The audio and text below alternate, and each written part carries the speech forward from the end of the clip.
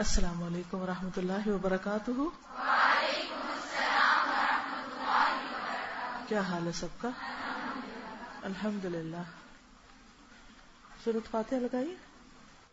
اعوذ باللہ من الشیطان الرجیم، بسم اللہ الرحمن الرحیم، الحمد للہ رب العالمین، الرحمن الرحیم، مالک یوم الدین، إياك نعبد وإياك نستعين، اهدنا الصراط المستقيم، صراط الذين أنعمت عليهم غير المغضوب عليهم ولا الضالين۔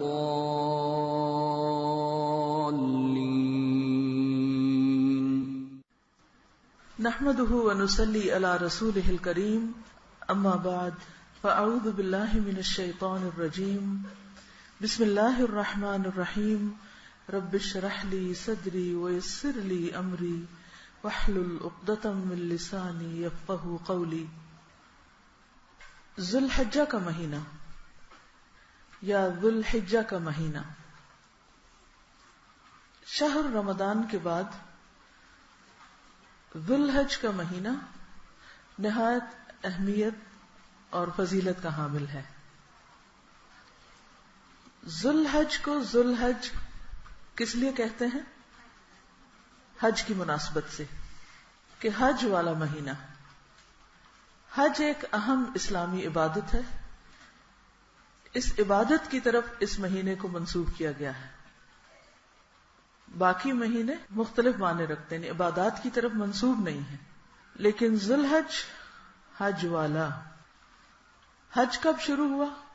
جب ابراہیم علیہ السلام نے بیت اللہ کی تعمیر کی تو اللہ سبحانہ وتعالی نے ارشاد فرمایا، وَأَذِّن فِي النَّاسِ بِالْحَجِّ يَأْتُوكَ رِجَالًا وَعَلَى كُلِّ ضَامِرٍ يَأْتِينَ مِنْ كُلِّ فَجٍّ عَمِيقٍ، کہ اے ابراہیم تم لوگوں میں حج کا اعلان کرو، حج کے لیے پکارو۔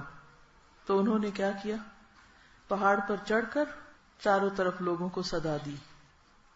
اس وقت انہیں یہ پریشانی بھی ہوئی کہ میری آواز کون سنے گا، لیکن اللہ نے جس جس کو چاہا سنوا دیا، اور اللہ نے وعدہ کیا کہ لوگ حج کے شوق میں پیدل آئیں گے، لاغر سواریوں پہ آئیں گے، دور دراز کے علاقوں سے آئیں گے، من کل فج عمیق۔ تو حج کا سلسلہ یعنی باقاعدہ حج کا سلسلہ ابراہیم علیہ السلام نے جاری کیا۔ ابراہیم علیہ السلام کی وفات کے بعد ان کے بیٹے اسماعیل علیہ السلام اور ان کی والدہ، ان کی وجہ سے وہ شہر آباد ہوا مکہ کا، اور بہت عرصے تک لوگ توحید ہی پر رہے، لیکن بعد میں آہستہ آہستہ ان میں بگاڑ آ گیا اور طرح طرح کے شرکیہ رسم و رواج شروع ہو گئے، جن میں خانہ کعبہ کے اندر اور آس پاس بہت سے بت رکھ دیے گئے۔ اس کے علاوہ بھی بہت سی خرافات شروع کر دی گئیں دین کے نام پر، مذہب کے نام پر۔ ان سب کی اصلاح رسول اللہ صلی اللہ علیہ وسلم نے کی۔ جب مکہ فتح ہوا تو آپ نے بتوں کو توڑ دیا اور پھر اس میں دوبارہ سے سنت ابراہیمی کو زندہ کیا گیا۔ نبی صلی اللہ علیہ وسلم نے خود حج کر کے دکھایا اور فرمایا، خذوا عنی مناسککم، مجھ سے اپنے حج کے طور طریقے سیکھ لو۔ تو اس مقدس مہینے میں دور دراز سے لوگ مکہ مکرمہ پہنچتے ہیں اور حج جیسے فریضے کو ادا کرتے ہیں۔ یہ مہینہ حرمت والا مہینہ کہلاتا ہے۔ اشہر حرم میں یعنی حرام مہینوں میں سے ایک مہینہ قرار پایا، یعنی شہر حرام ہے، حرمت والا مہینہ۔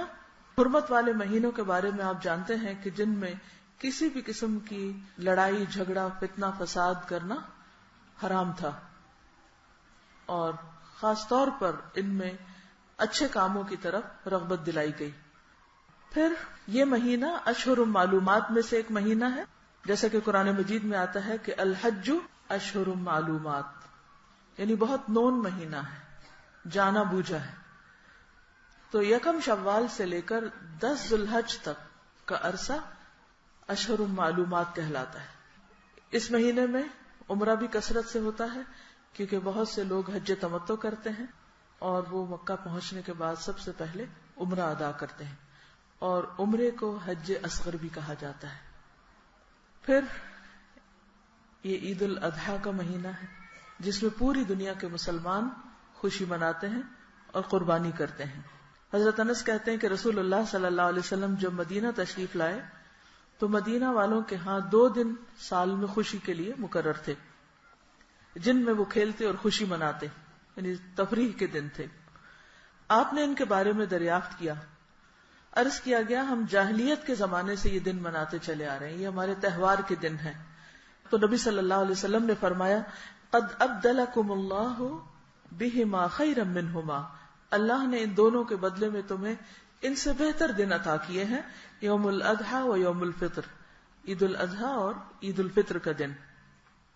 تو گویا ہمارے لیے سال میں 2 ہی دن منانے کی اجازت ہے، اس کے علاوہ جو ہم نے بہت سے دن منانے کا رواج شروع کر رکھا ہے ان کی اسلام میں کوئی حیثیت نہیں ہے، خواہ وہ مذہب کے نام پر ہوں یا غیر مذہب کے نام پر۔ یہ مہینہ تکمیل دین کا مہینہ ہے، یعنی اس مہینے کی ایک اور خاص فضیلت یہ ہے کہ اس مہینے میں ہمارا دین مکمل ہوا تھا۔ الیوم اکملت لکم دینکم واتممت علیکم نعمتی وردیت لکم الاسلام دینا، آج میں نے تمہارے لیے تمہارا دین مکمل کر دیا، تم پر اپنی نعمت تمام کر دی اور تمہارے لیے دین اسلام کو پسند کر لیا۔ ایک یہودی نے حضرت عمر رضی اللہ تعالیٰ عنہ سے کہا تھا کہ اے امیر المؤمنین، تمہاری کتاب میں ایک آیت ہے جس کو تم پڑھتے ہو، اگر وہ آیت ہم پر اتری ہوتی تو ہم اس دن کو جس دن یہ آیت اتری تھی عید کا دن بنا لیتے۔ حضرت عمر نے پوچھا کہ وہ کون سی آیت ہے؟ تو اس نے کہا الیوم اکملت لکم دینکم۔ تو حضرت عمر نے جواب دیا ہم اس دن کو خوب جانتے ہیں اور اس جگہ کو بھی جانتے ہیں جہاں یہ آیت اتری تھی۔ یہ آیت جمعہ کے دن اتری جب نبی صلی اللہ علیہ وسلم عرفات میں تھے۔ تو گویا اس اعتبار سے بھی یہ مہینہ بہت اہم مہینہ ہے۔ یہ مہینہ قربانی کا مہینہ ہے، عید قربان کی وجہ سے بہت اہمیت حاصل کر گیا ہے، اسی وجہ سے اس عید کو عید الاضحیٰ کہتے ہیں کیونکہ یہ قربانی کی وجہ سے یہ دن خوشی کا دن قرار پایا۔ اس دن ہم گویا سنت ابراہیمی پر عمل کرتے ہیں۔ یہ اس مہینے کا 10واں دن ہے۔ حج یوم عرفہ کو ہوتا ہے، یعنی اس مہینے میں خاص دن یوم عرفہ کا ہے، اور یوم عرفہ کا دن آپ سب جانتے ہیں کہ جس میں اللہ سبحانہ وتعالی سب سے زیادہ بندوں کے گناہ معاف کرتے ہیں، یعنی سال کا وہ دن جس میں سب سے زیادہ لوگوں کی گردنیں جہنم سے آزاد کی جاتی، اور اس سے اگلا دن یوم النحر قربانی کا دن ہے۔ گویا ایک مسلمان اسی وقت خوشی مناتا ہے جب اس کے گناہ معاف ہو جائیں۔ رمضان کے مہینے میں بھی گناہ معاف ہوتے ہیں، اور پھر اس کے اختتام پر جب شوال شروع ہوتا ہے تو یکم شوال خوشی کا دن ہوتا ہے۔ اسی طرح مناسک حج بھی تقریباً 10 تاریخ تک ادا ہو چکے ہوتے ہیں، اور پھر وہ دن عام دنیا میں مسلمان جو ہیں وہ عید منا کر خوشی کا اظہار کرتے ہیں۔ اس کے علاوہ 11 سے 13 تاریخ تک اسی مہینے کے دن ایام تشریق کہلاتے ہیں۔ ایام تشریق، حدیث میں آتا ہے کہ ایام التشریق ایام اکل و شرب و ذکر اللہ تعالی، ایام تشریق کھانے اور پینے کے دن ہیں اور اللہ کے ذکر کے دن ہیں۔ اللہ کے ذکر میں ابھی انشاءاللہ ہم تفصیل میں جائیں گے کہ خاص طور پر تکبیرات کا ورد بہت ضروری ہے۔ قرآن مجید میں اللہ تعالیٰ فرماتے ہیں وَيَذْكُرُ اسْمَ اللَّهِ فِي أَيَّامٍ مَعْلُومَاتٍ، کہ معلوم دنوں میں اللہ کا ذکر کریں۔ ابن عباس کہتے ہیں کہ اس آیت میں ایام معلومات سے مراد ذوالحج کے پہلے 10 دن ہیں۔ ان دنوں کو افضل ایام الدنیا کہا گیا ہے۔ افضل ایام الدنیا، یہ 3 لفظ یاد رہیں گے۔ افضل ایام الدنیا، دنیا کے دنوں میں سے سب سے افضل دن جن کی قرآن مجید میں قسم کھائی گئی ہے، والفجر ولیال عشر والشفع والوتر۔ اور ان دنوں میں اگرچہ قربانی بھی کی جاتی ہے، عرفہ کے دن استغفار بھی بہت کی جاتی ہے، گناہوں کی معافی مانگی جاتی ہے، لیکن اوور آل سب سے زیادہ جس چیز کی طرف توجہ رکھنے کی ضرورت ہے وہ اللہ کا ذکر ہے. یوم عرفہ کا دن روزے کا دن بھی ہے غیر حاجیوں کے لیے. حجاج روزہ نہیں رکھتے کیونکہ نبی صلی اللہ علیہ وسلم نے اس دن روزہ نہیں رکھا تھا. اس دن روزہ رکھنے سے 2 سال کے گناہ معاف ہوتے ہیں. یہ دن افضل کیوں ہے یا افضل ترین کیوں ہے؟ کیونکہ ان دنوں میں ساری بنیادی عبادات اکٹھی ہو جاتی ہیں جو ان کے علاوہ کسی اور دن میں نہیں ہوتی. مثلا نماز، روزہ، صدقہ، حج، یہ سب کچھ اس عشرے میں اکٹھا ہو جاتا ہے. اس اعتبار سے اس کی بہت زیادہ فضیلت ہے.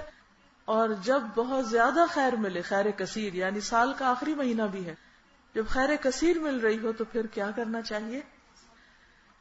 اللہ کا ذکر. اور اللہ کے ذکر میں بہترین ذکر اللہ کی بڑائی بیان کرنا.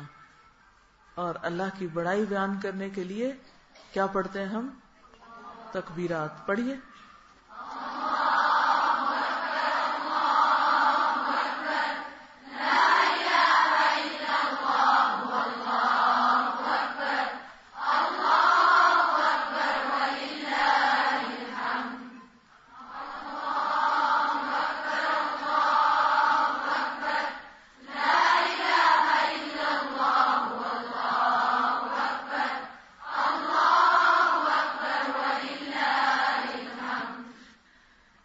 تو انشاءاللہ آئندہ چند دنوں میں آپ کثرت کے ساتھ تکبیرات پڑھیں گے اور اللہ کی بڑائی بیان کریں گے.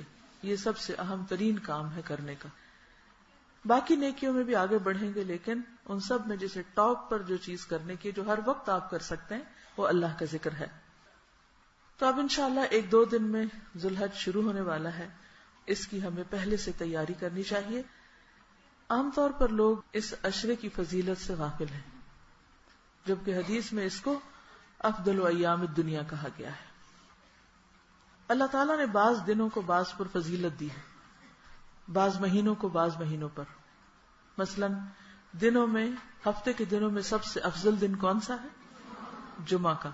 حدیث میں آتا ہے افضل یوم طلعت علیہ الشمس یوم الجمعہ. افضل دن، بہترین دن جس دن سورج طلوع ہوتا ہے وہ جمعہ کا دن ہے. اسی طرح عرفہ کا دن جس میں بہت زیادہ گناہ معاف ہوتے ہیں. پھر اسی طرح عشرہ ذو الحج، سال کے باقی تمام دنوں پر. اب آپ کے ذہن میں یہ خیال آ رہا ہوگا کہ ہم تو اب تک رمضان کی اتنی فضیلت پڑھتے رہے ہیں اور رمضان میں روزہ رکھنے کا اجر و ثواب، تو پھر وہ کیا ہوا؟ وہ اپنی جگہ بہت بہترین ہے، لیکن رمضان کے روزوں کا اجر اس کے مقابلے میں عرفہ کے 1 دن کے روزے کا اجر رمضان کے روزوں سے بڑھ جاتا ہے. ہاں، رمضان میں جو آخری 10 راتیں ہیں وَلَيَالٍ عَشْرٍ، وہ سارے سال کی راتوں پر حاوی ہیں، اور عشرہ ذو الحج کے پہلے 10 دن سال کے سارے دنوں پر حاوی ہیں. اب مشکل حل ہو گئی. تو جیسے آپ نے رمضان میں آخری عشرے کو خوب عبادت میں گزارا، اعتکاف کر کے، تاک راتوں کو جاگ کر، خوب نوافل پڑھ کے، تہجد پڑھ کے، روزہ رکھ کے، صدقہ خیرات کر کے، اسی طرح اب آپ نے ان 10 دنوں میں خوب اچھے کام کرنے ہیں. یعنی رمضان کی 10 راتیں اور ذو الحج کے یہ 10 دن. اب کرنا کیا ہے؟ اس کے لیے آپ دیکھیے کہ ہم نے آپ کے لیے کام آسان کر دیا ہے. یہ چھوٹا سا پمفلٹ ہے، عشرہ ذو الحجہ اور کرنے کے کام.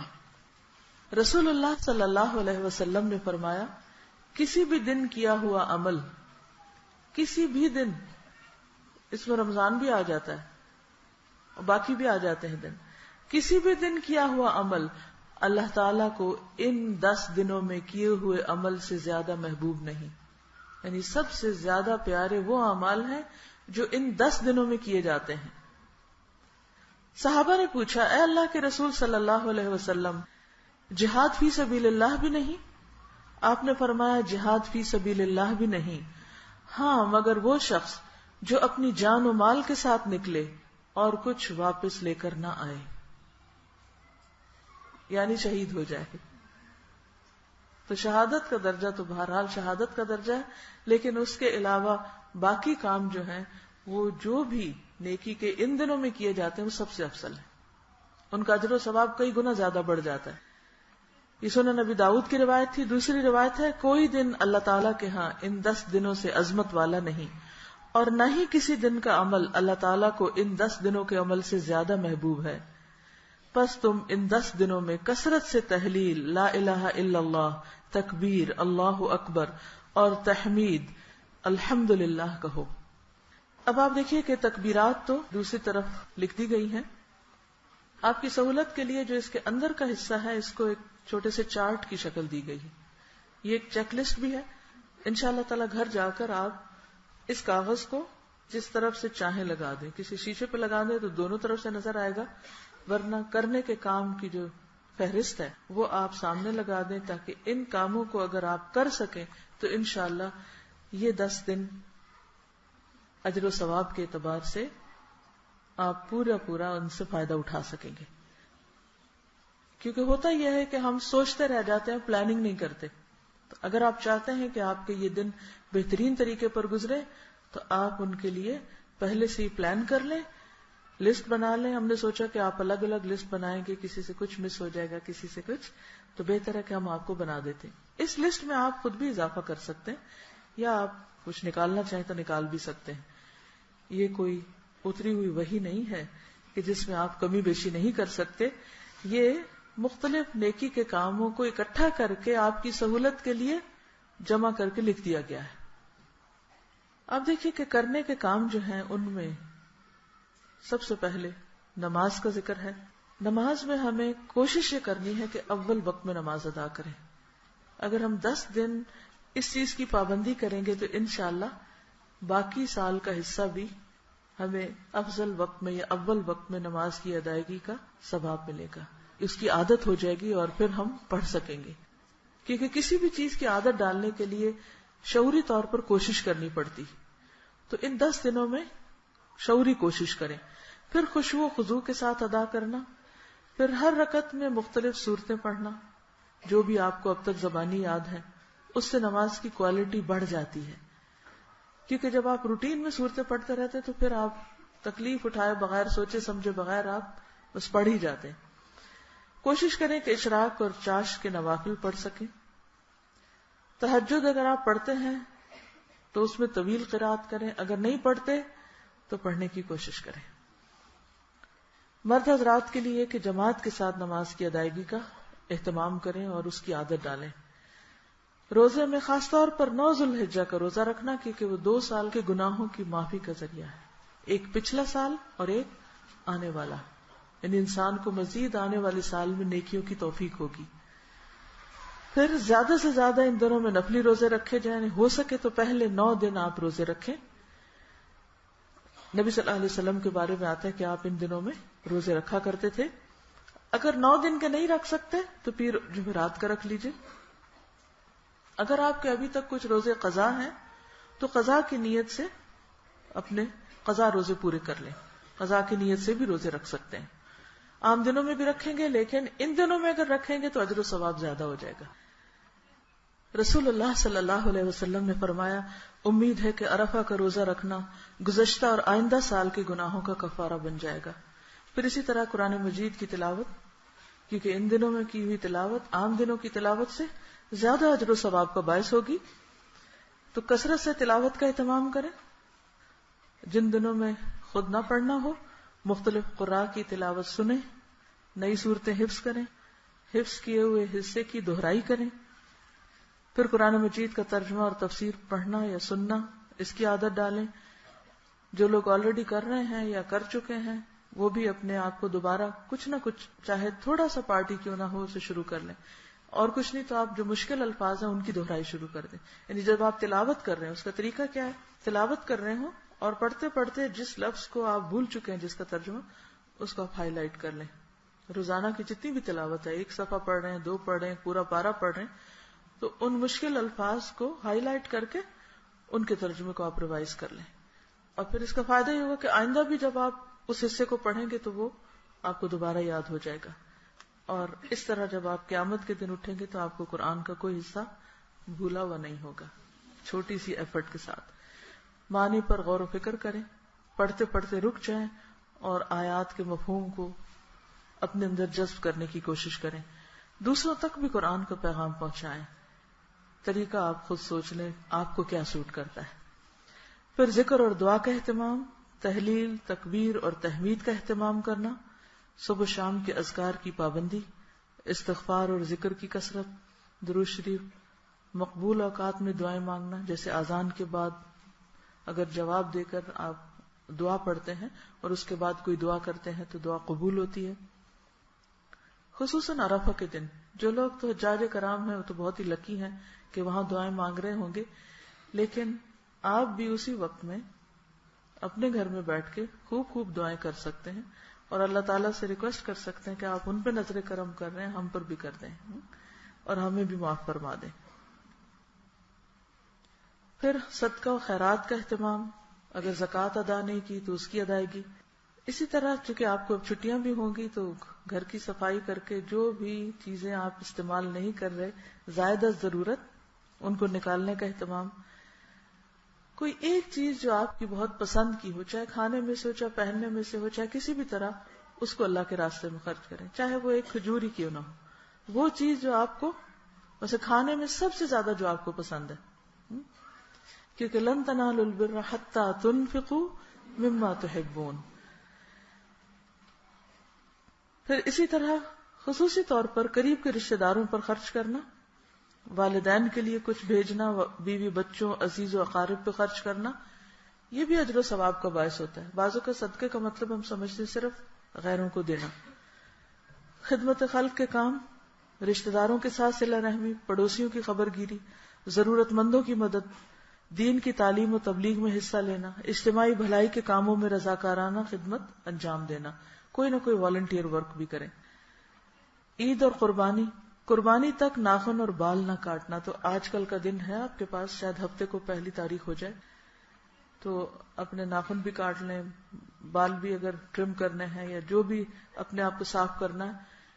اگلے 10 دنوں میں آپ جب تک قربانی ہو نہ جائے آپ پھر ناخن اور بال نہیں کاٹیں گے. پھر عید کے دن کی سنتیں جو ہیں اس کے لیے آپ کے پاس وہ ہوگا بروشر جس میں عید الاضحیٰ کے بارے میں یا عید الفطر کے بارے میں، تو عید سے متعلق جو چیزیں ہیں ان کو آپ پڑھ بھی لیجئے اور ان کا اہتمام کیجئے. اگر وقت ہوا تو میں کچھ چیزیں رکھے ہوئے ہوں اس کو بعد میں کر لیں گے. پھر عید کی نماز کا اہتمام، عزیز و اقارب سے ملاقات، اور قربانی اگر آپ کر رہے ہیں تو صرف اور صرف اللہ کی خاطر. جب اللہ کے لیے انسان کرتا ہے نا پھر اس میں لالچ نہیں رہتی کہ اس کا اتنا گوشت میں یہاں رکھ لوں، اس گوشت کو ایسے کھا لوں، ویسے کروں. بس آپ نے کر دیا اور اس کے بعد کوئی بھی کھا لے. لیکن اس کا یہ مطلب نہیں کہ خود نہ کھائیں، خود کھانا بھی سنت ہے، دوسروں کو بھی کھلائیں. کلوا منہا واطعموا البائس الفقیر، خود بھی کھائیں اور محتاج تنگ دست فقیر کو بھی کھلائیں. اس کے لیے جو اجتماعی قربانیوں کا انتظام کیا گیا ہے اس میں آپ ضرور حصہ ڈالیں، گھر والوں کو بھی اس پر قائل کریں کہ آپ کی قربانی ان علاقوں تک بھی پہنچ سکے جہاں لوگوں کو گوشت نہیں ملتا. یہاں تو ہم جب قربانی کرتے ہیں تو خود ہی آپس میں ایک دوسرے کے ہاں گوشت بھیج کے ایکسچینج کر لیتے ہیں، لیکن وہاں تک نہیں جاتا جہاں لوگوں کے اندر استطاعت نہیں ہے. تو اگر آپ خود نہیں لے جا سکتے تو جو لوگ لے جا رہے ہیں ان کو آپ ان کے ساتھ نیکی کے کام میں شریک ہو جائیں. اپنی طرف سے، والدین کی طرف سے، حضور صلی اللہ علیہ وسلم کی طرف سے، کسی اور کی طرف سے، جو بھی چاہیں آپ قربانی کر سکتے ہیں. صرف اپنی نہیں، اوروں کے لیے بھی کر سکتے ہیں. مثال کے طور پر نبی صلی اللہ علیہ وسلم نے جو قربانی کی تھی اپنی امت کی طرف سے بھی کی، اپنی طرف سے بھی کی. آپ نے حضرت علی کو وصیت فرمائی تھی کہ اے علی میری وفات کے بعد میری طرف سے قربانی کرتے رہنا.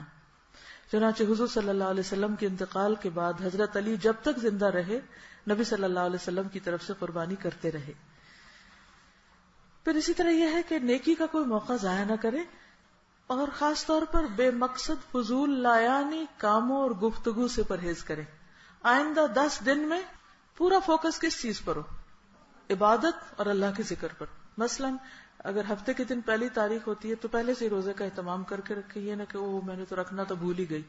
بھولنے میں موقع کو نہ گوائیں. اسی طرح یہ ہے کہ ایک ایک دن کی آپ پلاننگ کر لیں. سیٹرڈے کو کیا کرنا ہے، سنڈے کو کیا کرنا ہے، منڈے کو کیا کرنا ہے، منڈے کو آپ کو روزہ رکھنا ہوگا، اگر آپ سارے نہیں رکھ سکتے، ویکنس فیل کرتے ہیں کسی بھی وجہ سے، تو جتنے بھی دن آ رہے ہیں ان میں سے ایک ایک دن کی پوری پلاننگ آپ نے کی ہوئی.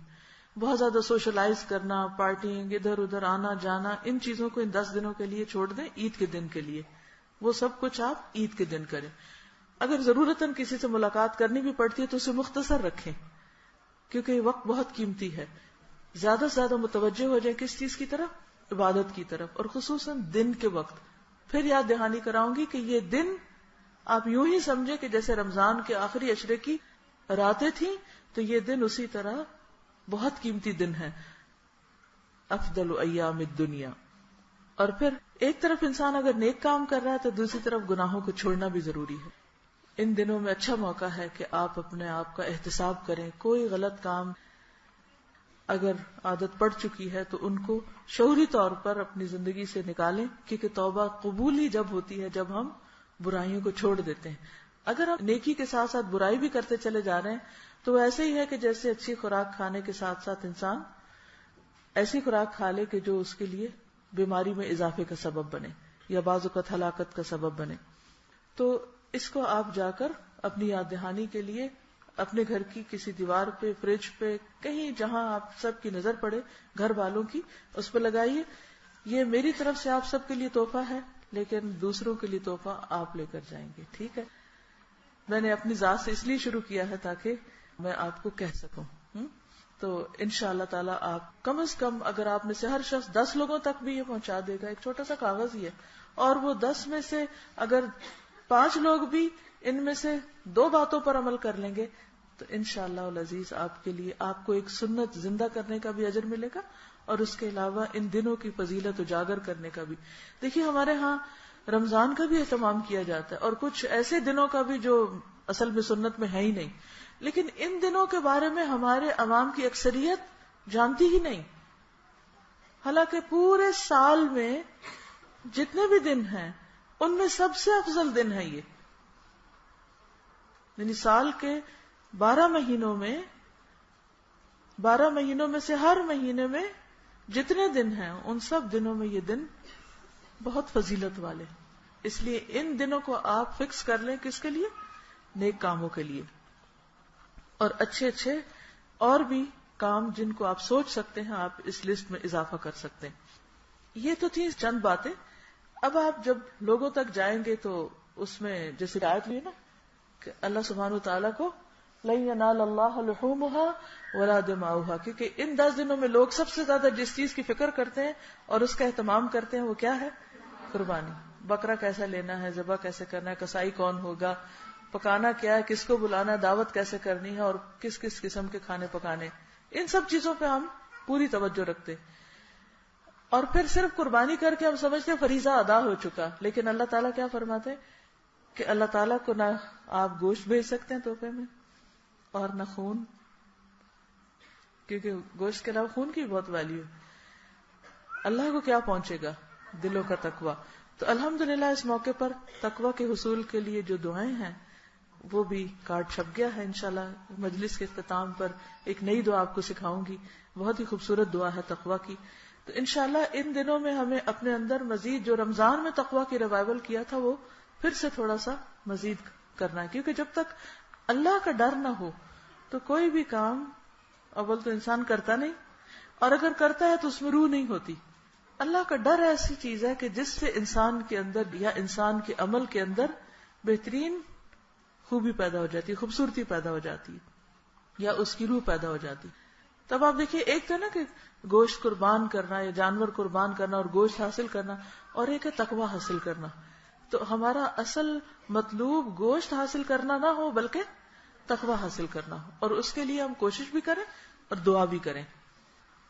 اب چونکہ یہ دن افضل ایام الدنیا ہے تو اس موقع پر دل یہ چاہتا ہے کہ آپ کے ساتھ اعمال میں سے جو افضل ترین اعمال ہیں ان کو شیئر کیا جائے اور ان کی یاد دہانی آپ کو کرائی جائے، تاکہ ہم اپنے ہر کام میں افضل، ایکسیلنٹ اور بہترین کی طرف جائیں.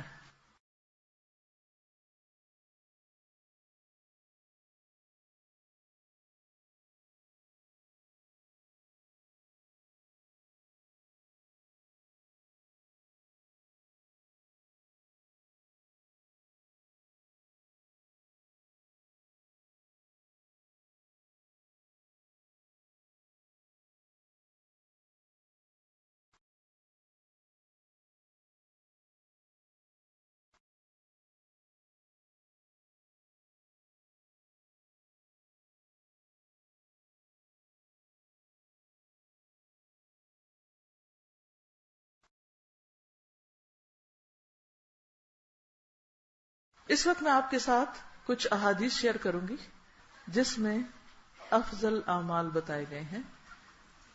ان افضل دنوں میں افضل کام کرنے ہیں تاکہ ہم قیامت کے دن افضل اعلی مقام تک پہنچ سکیں. ٹھیک ہے. اب آپ سوچ رہے ہوں گے کہ میں نے قربانی کے اوپر بہت لمبا لیکچر نہیں دیا، نہ تکبیرات کے اوپر، نہ کچھ اور.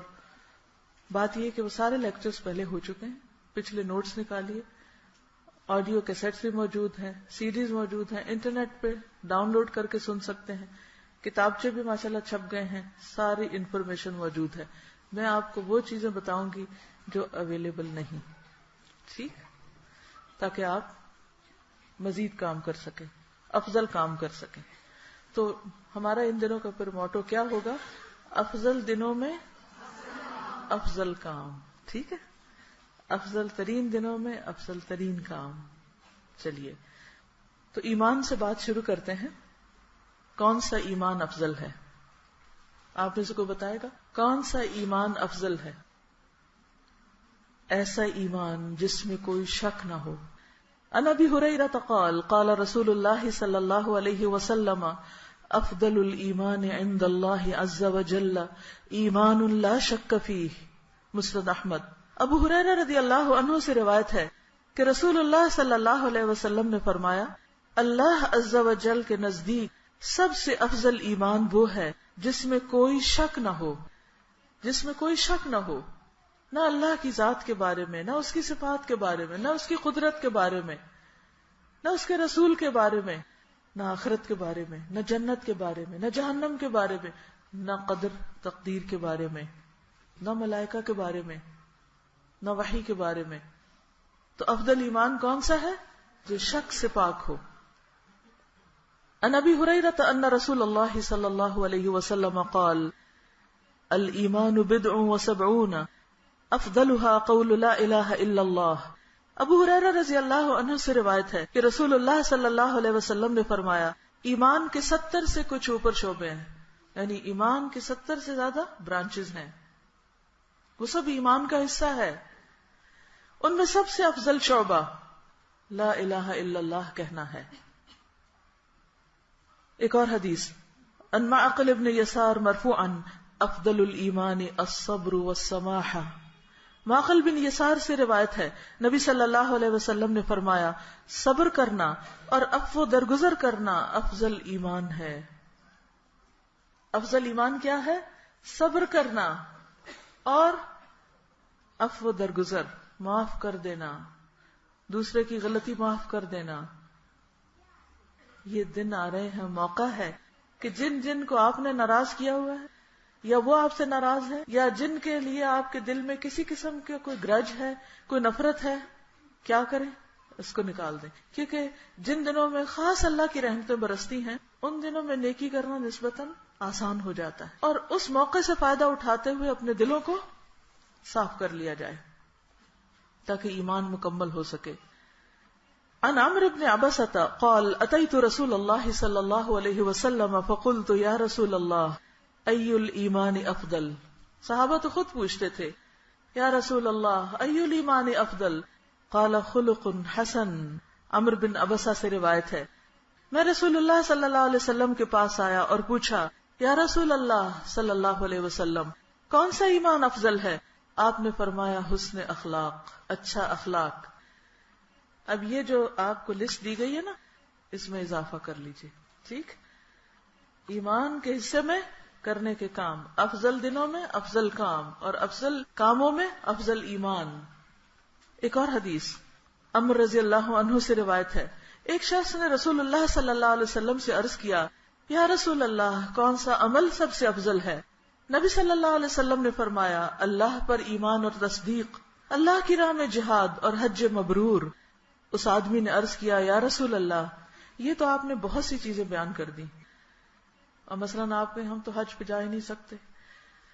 تو رسول اللہ صلی اللہ علیہ وسلم نے فرمایا پھر کلام میں نرمی، کھانا کھلانا، سہل ہونا اور اچھے اخلاق سب سے افضل عمل ہیں. اس شخص نے کہا میں صرف ایک بات معلوم کرنا چاہتا ہوں، میری ہمت بس ایک کام کرنے کی ہے. پہلے آپ نے ٹاپ کے جو کام تھے وہ بتائے. اس نے کہا یہ تو مشکل ہے, اللہ کی راہ میں جہاد اور حج مبرور, اور مثلا ہم میں سے کئی لوگوں کے یہ دونوں کام نہیں کر سکتے, اب کیا کریں؟ تو آپ نے کہا کہ اچھا پھر کھانا کھلاؤ لوگوں کو, وہ بھی نہیں ہے استطاعت, اب کیا کریں؟ کہا بس ایک بات بتا دیں. ہر ایک کا ایک الگ لیول ہوتا ہے نا. رسول اللہ صلی اللہ علیہ وسلم نے فرمایا تو پھر جاؤ اور اپنی ذات پر اللہ تعالی کے متعلق برا گمان نہ رکھو. اللہ کے بارے میں برا گمان نہ رکھو. اپنے بارے میں اللہ کے لیے کیا سوچو کہ اللہ مجھ پہ ظلم نہیں کرتا. آپ دیکھیے کہ یہ جو ایک عمل ہے نا, یہ سارے اعمال پہ بھاری ہے, یہ اتنا آسان نہیں ہے. بعض اوقات ہم حج بھی کر لیتے ہیں, جہاد بھی کر لیتے ہیں, بہت سے اچھے اچھے کام کر لیتے, کھانا بھی کھلا دیتے ہیں, اخلاق بھی برت لیتے ہیں, لیکن اندر کے وسوسوں کا کیا علاج ہو؟ تو کیا کرنا ہے ہمیں؟ ایسے ایمان کی کوشش, ایسے ایمان کی دعا. کوشش کیا کریں گے؟ کوششیں تو ہماری فائدہ نہیں دیتی جب تک اللہ کا اذن نہ ہو. تو اللہ سے خوب خوب دعا کرنی کہ اللہ مجھے افضل ترین ایمان نصیب فرما, اور میرے دل کے وسوسوں کو دور کر دے, اور میرے دل میں اپنی مخلوق اور خود اپنے بارے میں حسن ظن پیدا کر دے, کیونکہ حسن ظن جو ہے افضل ترین عبادت ہے, بہترین عبادت ہے. اللہ میرا گمان اچھا کر دے, میرے خیالات اچھے کر دے, میری سوچ اچھی کر دے. کیونکہ جب آپ کا گمان اچھا ہوگا تو پھر کیا ہوگا؟ اللہ کے بارے میں سوچتے جائیں گے اور دل محبت سے لبریز ہو جائے گا.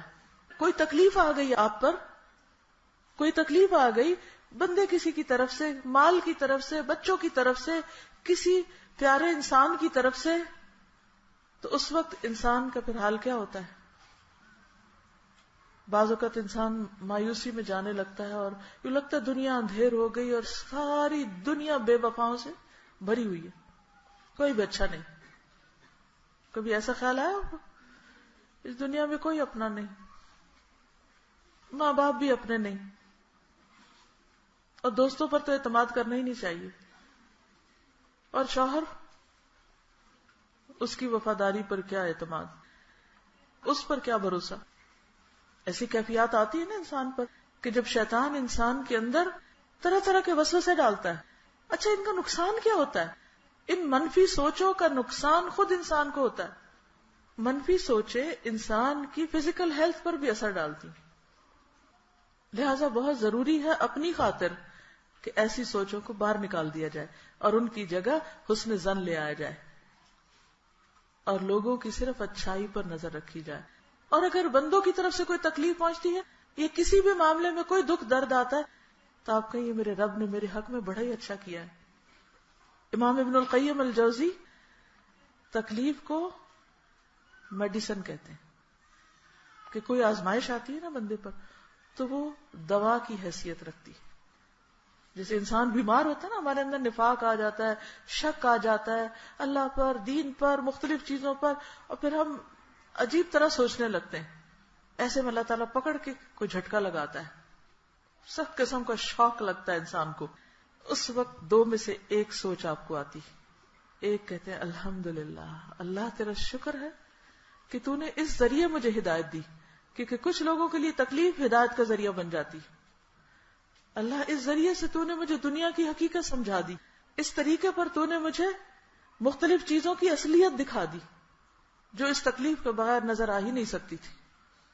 کہ بہت بعض اوقات انسان خوشفہمی میں مبتلا رہتا نا, جب اس کو ہر نعمت ملتی چلی جاتی ہے تو وہ کس خوشفہمی میں مبتلا ہو جاتا ہے. کیا سوچتا ہے وہ, میں تو بڑا نیک ہوں, میں اللہ کا بڑا پیارا ہوں, اور مجھ پر تو اللہ کا بڑا کرم ہے, اور دنیا کیا جنت بھی میری ہو گئی, اور اس سے زیادہ اور کیا نیک کام کرنے.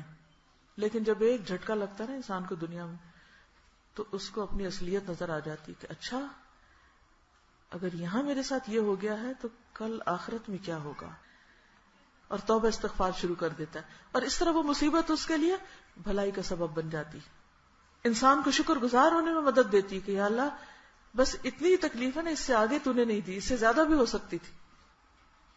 تو کیا کرنا ہے افضل ایمان کے لیے؟ کیا کرنا ہے؟ اللہ کے بارے میں شک نہیں, اللہ کے بارے میں برا گمان نہیں.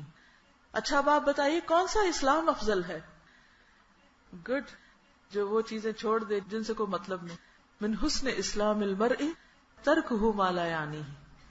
انسان کے اسلام کی خوبصورتی یہ ہے کہ انسان ان کاموں کو چھوڑ دے جن سے اس کو کوئی مطلب نہیں، ان کو اپنی ڈکشنری سے نکال دے. عن ابن عباس افضل الاسلام الحنیفیۃ السمحہ. ابن عباس رضی اللہ عنہما سے روایت ہے کہ سب سے بہترین اسلام وہ ہے جو یکسو اور آسان ہو. یکسو اور آسان یعنی انسان پر شاق نہ گزرے. تو کوئی بھی کام جب آپ دلچسپی کے ساتھ اچھے طریقے سے عمدہ طریقے سے کریں گے، اس کو انجوائے کر کے اللہ کی رضا کے لیے خالص نیت کے ساتھ، تو وہ سب سے بہترین کام ہوگا. اور پھر یہی بات کہ انسان غیر ضروری چیزوں کو چھوڑ دے. کون سی نماز افضل ہے؟ اول وقت کی نماز. پھر اسی طرح مردوں کے لیے جماعت سے پڑھی ہوئی نماز. حضرت ابو ہریرہ سے روایت ہے کہ رسول اللہ صلی اللہ علیہ وسلم نے فرمایا، جماعت کے ساتھ نماز پڑھنا اس نماز سے 25 گنا زیادہ بہتر ہے جو تم میں سے کوئی اکیلا پڑھتا ہے. اور پھر اس میں صلاۃ احدکم آیا ہے، خواتین بھی شامل ہو سکتی ہیں اس میں، کہ اگر آپ مل کے پڑھ رہے ہیں تو اس میں آپ نے دیکھا ہوگا کہ عموماً کوالٹی بہتر ہو جاتی. جب آپ اکٹھے کھڑے ہوتے تو دوسرا آپ سے بہتر پڑھ رہا ہوتا ہے تو آپ کو خیال آتا ہے میں کیا کر رہا ہوں. تو اس اچھی نماز پڑھنے والے کے اثرات آپ کی طرف بھی منتقل ہوتے ہیں. پھر اسی طرح آپ صلی اللہ علیہ وسلم نے فرمایا، جماعت کے ساتھ نماز پڑھنا اکیلے نماز پڑھنے والے سے 27 گنا زیادہ افضل ہے. پھر اسی طرح جمعہ کے دن فجر کی باجماعت نماز، اس میں کون سی صورت پڑھی جاتی؟ عبداللہ بن عمر نے حمران ابن ابان سے کہا، آپ نے نماز باجماعت ادا کیوں نہیں کی؟ انہوں نے کہا، میں نے جمعہ کے دن نماز فجر جماعت کے ساتھ ادا کی ہے. عبداللہ بن عمر نے کہا، کیا آپ کو یہ بات نہیں پہنچی کہ رسول اللہ صلی اللہ علیہ وسلم نے فرمایا، اللہ کے ہاں سب سے افضل نماز جمعہ کے دن نماز فجر ہے جسے باجماعت ادا کیا جائے. پھر اسی طرح فرض نماز کے علاوہ باقی نوافل گھر میں پڑھنا زیادہ افضل ہے.